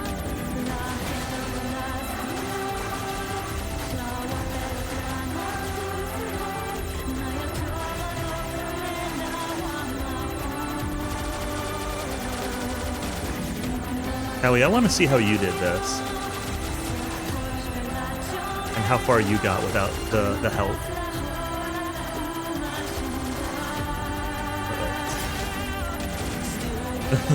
There was nothing I was doing about that one.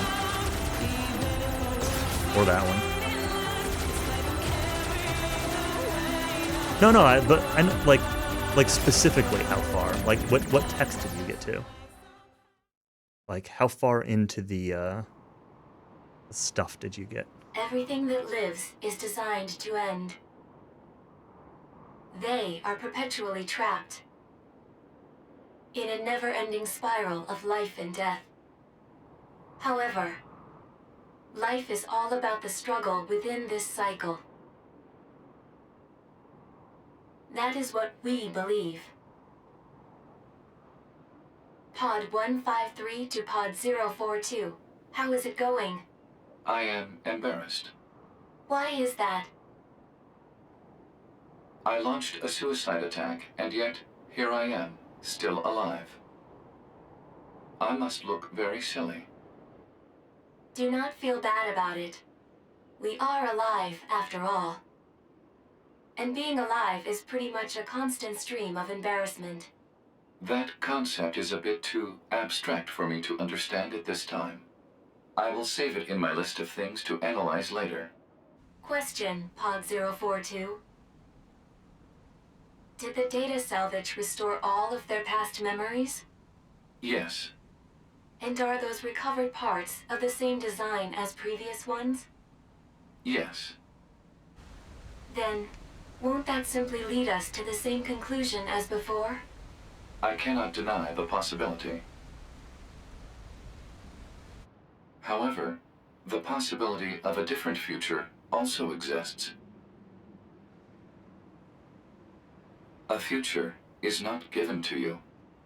It is something you must take for yourself.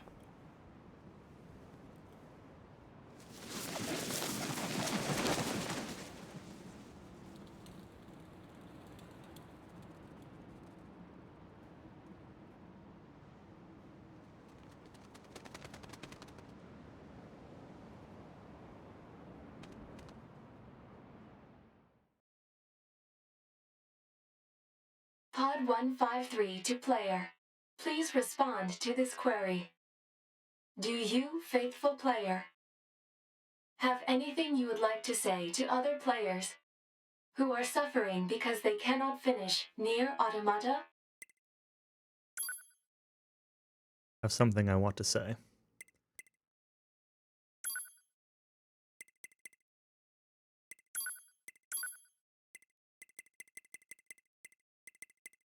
Wait, where's the don't make excuses?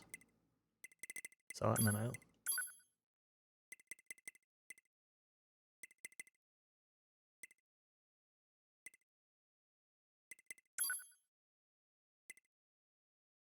Pod 042 to player. Please respond to this query. You, faithful player of this title, have lost your life multiple times to make it this far. You have faced crushing hardship and suffered greatly for it. Do you have any interest in helping the weak? I said no here last time, and we're saying yes this time. Selecting this option enables you to save someone somewhere in the world. However, in exchange, you will lose all of your save data. Do you still wish to rescue someone, a total stranger, in spite of this? The person you save will be selected at random. As a result, this person, who cries out for help even as we speak, may be someone you intensely dislike. Do you still wish to help? You worked so hard to unlock debug mode and chapter select, but they will no longer be available to you. Do you still wish to help? You may not receive thanks for your efforts.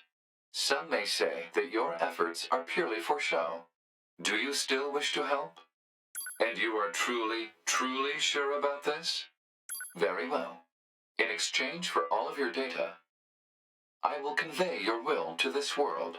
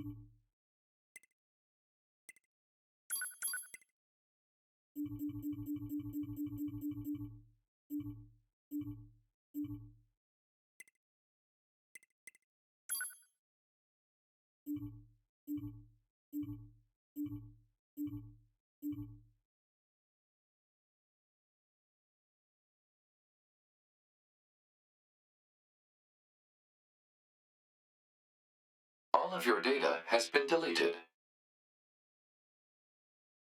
And so, we must say goodbye. I feel a slight amount of sadness.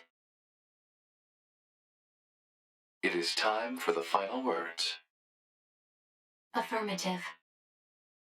To all of you who spent time with this game, thank you. Thank you for playing.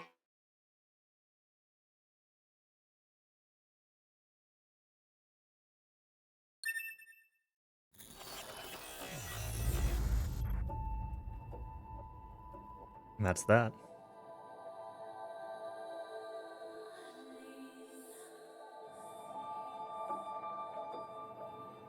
Excellent game.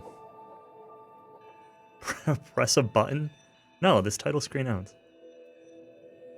See if I lost my save file? Yeah, it's gone. Yeah, it showed it wiping all of them. It's gone. All of it.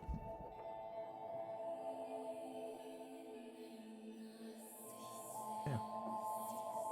Yeah, this game owns. This is the true ending for these games. Is the ending that wipes all your save data. We had to end on the data wipe. I don't even feel a little bit bad about choosing that. That's my final choice. Yeah, this game owned. The music was great. The characters were great. The voice acting was great. Technically from a graphical standpoint, there were a little bit of quirks. Whatever. It's fine. No complaints. Things like textures not really loading in from a distance sometimes, and lots of invisible walls and stuff. Not all of the side quests were great. They were usually worthwhile, but doing them wasn't always great. There was maybe a few too many of them. But that's alright. Getting all the weapons and all the upgrades wasn't as bad as I thought it would be since I used a guide, but if I didn't use a guide, that would have been absolutely not fun to find all of the weapons.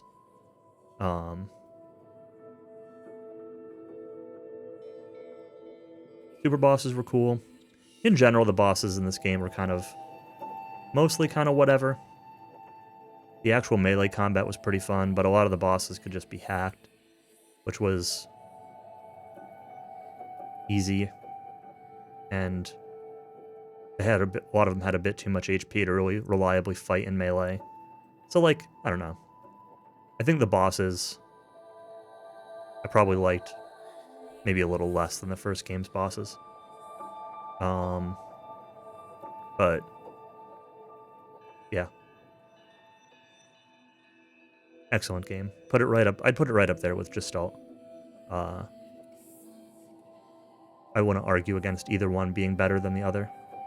I probably like Gestalt a little bit more, but I wouldn't argue either way. Or Drakengard, yeah. I need to play the DoD games. I've not played any of them. On my list to maybe do eventually. I probably won't stream them when I do, but we'll see.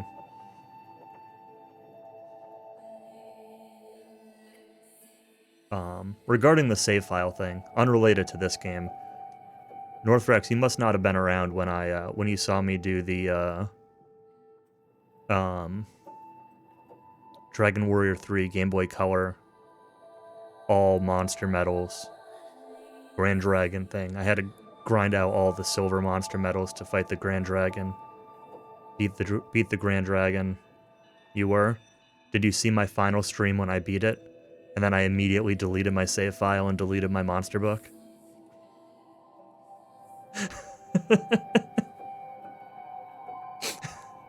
Hold on a second. Let me, I'm sure I clipped it.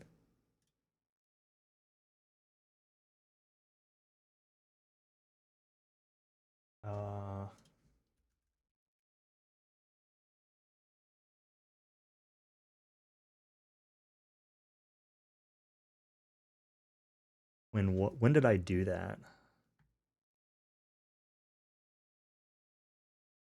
How do I find this without finding speedruns? When did I play that? This is all too long ago.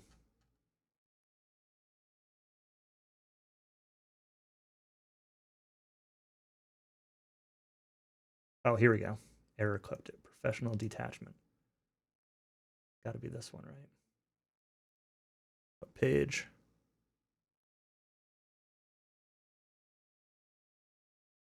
Yeah, here you go.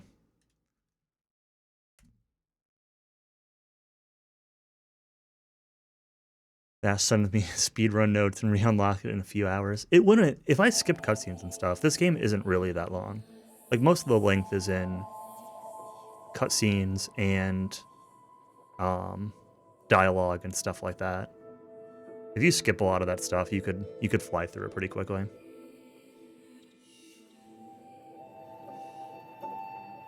All endings like 6 hours or so. Yeah, I could believe that.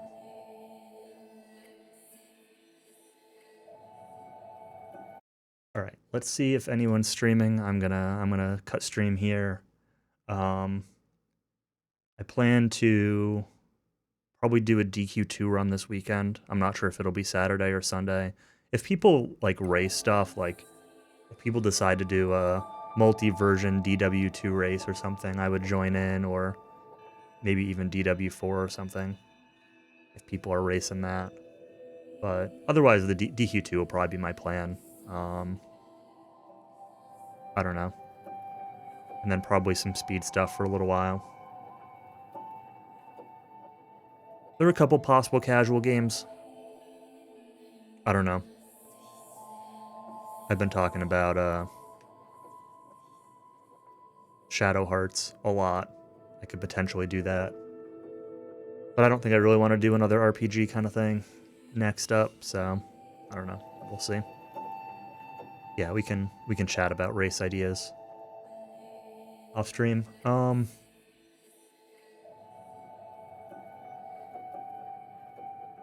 Mizusawa is doing DQM1 Retro Japanese stream. Hop is starting up a Roto Relay.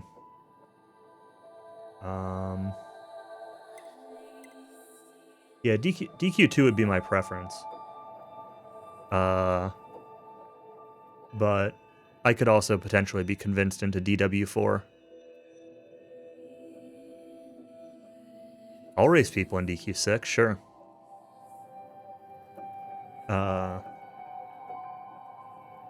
Yeah, I'm not going to host anyone, but there's a couple streams out there to watch, so thanks for watching, everyone, and we'll catch you next time.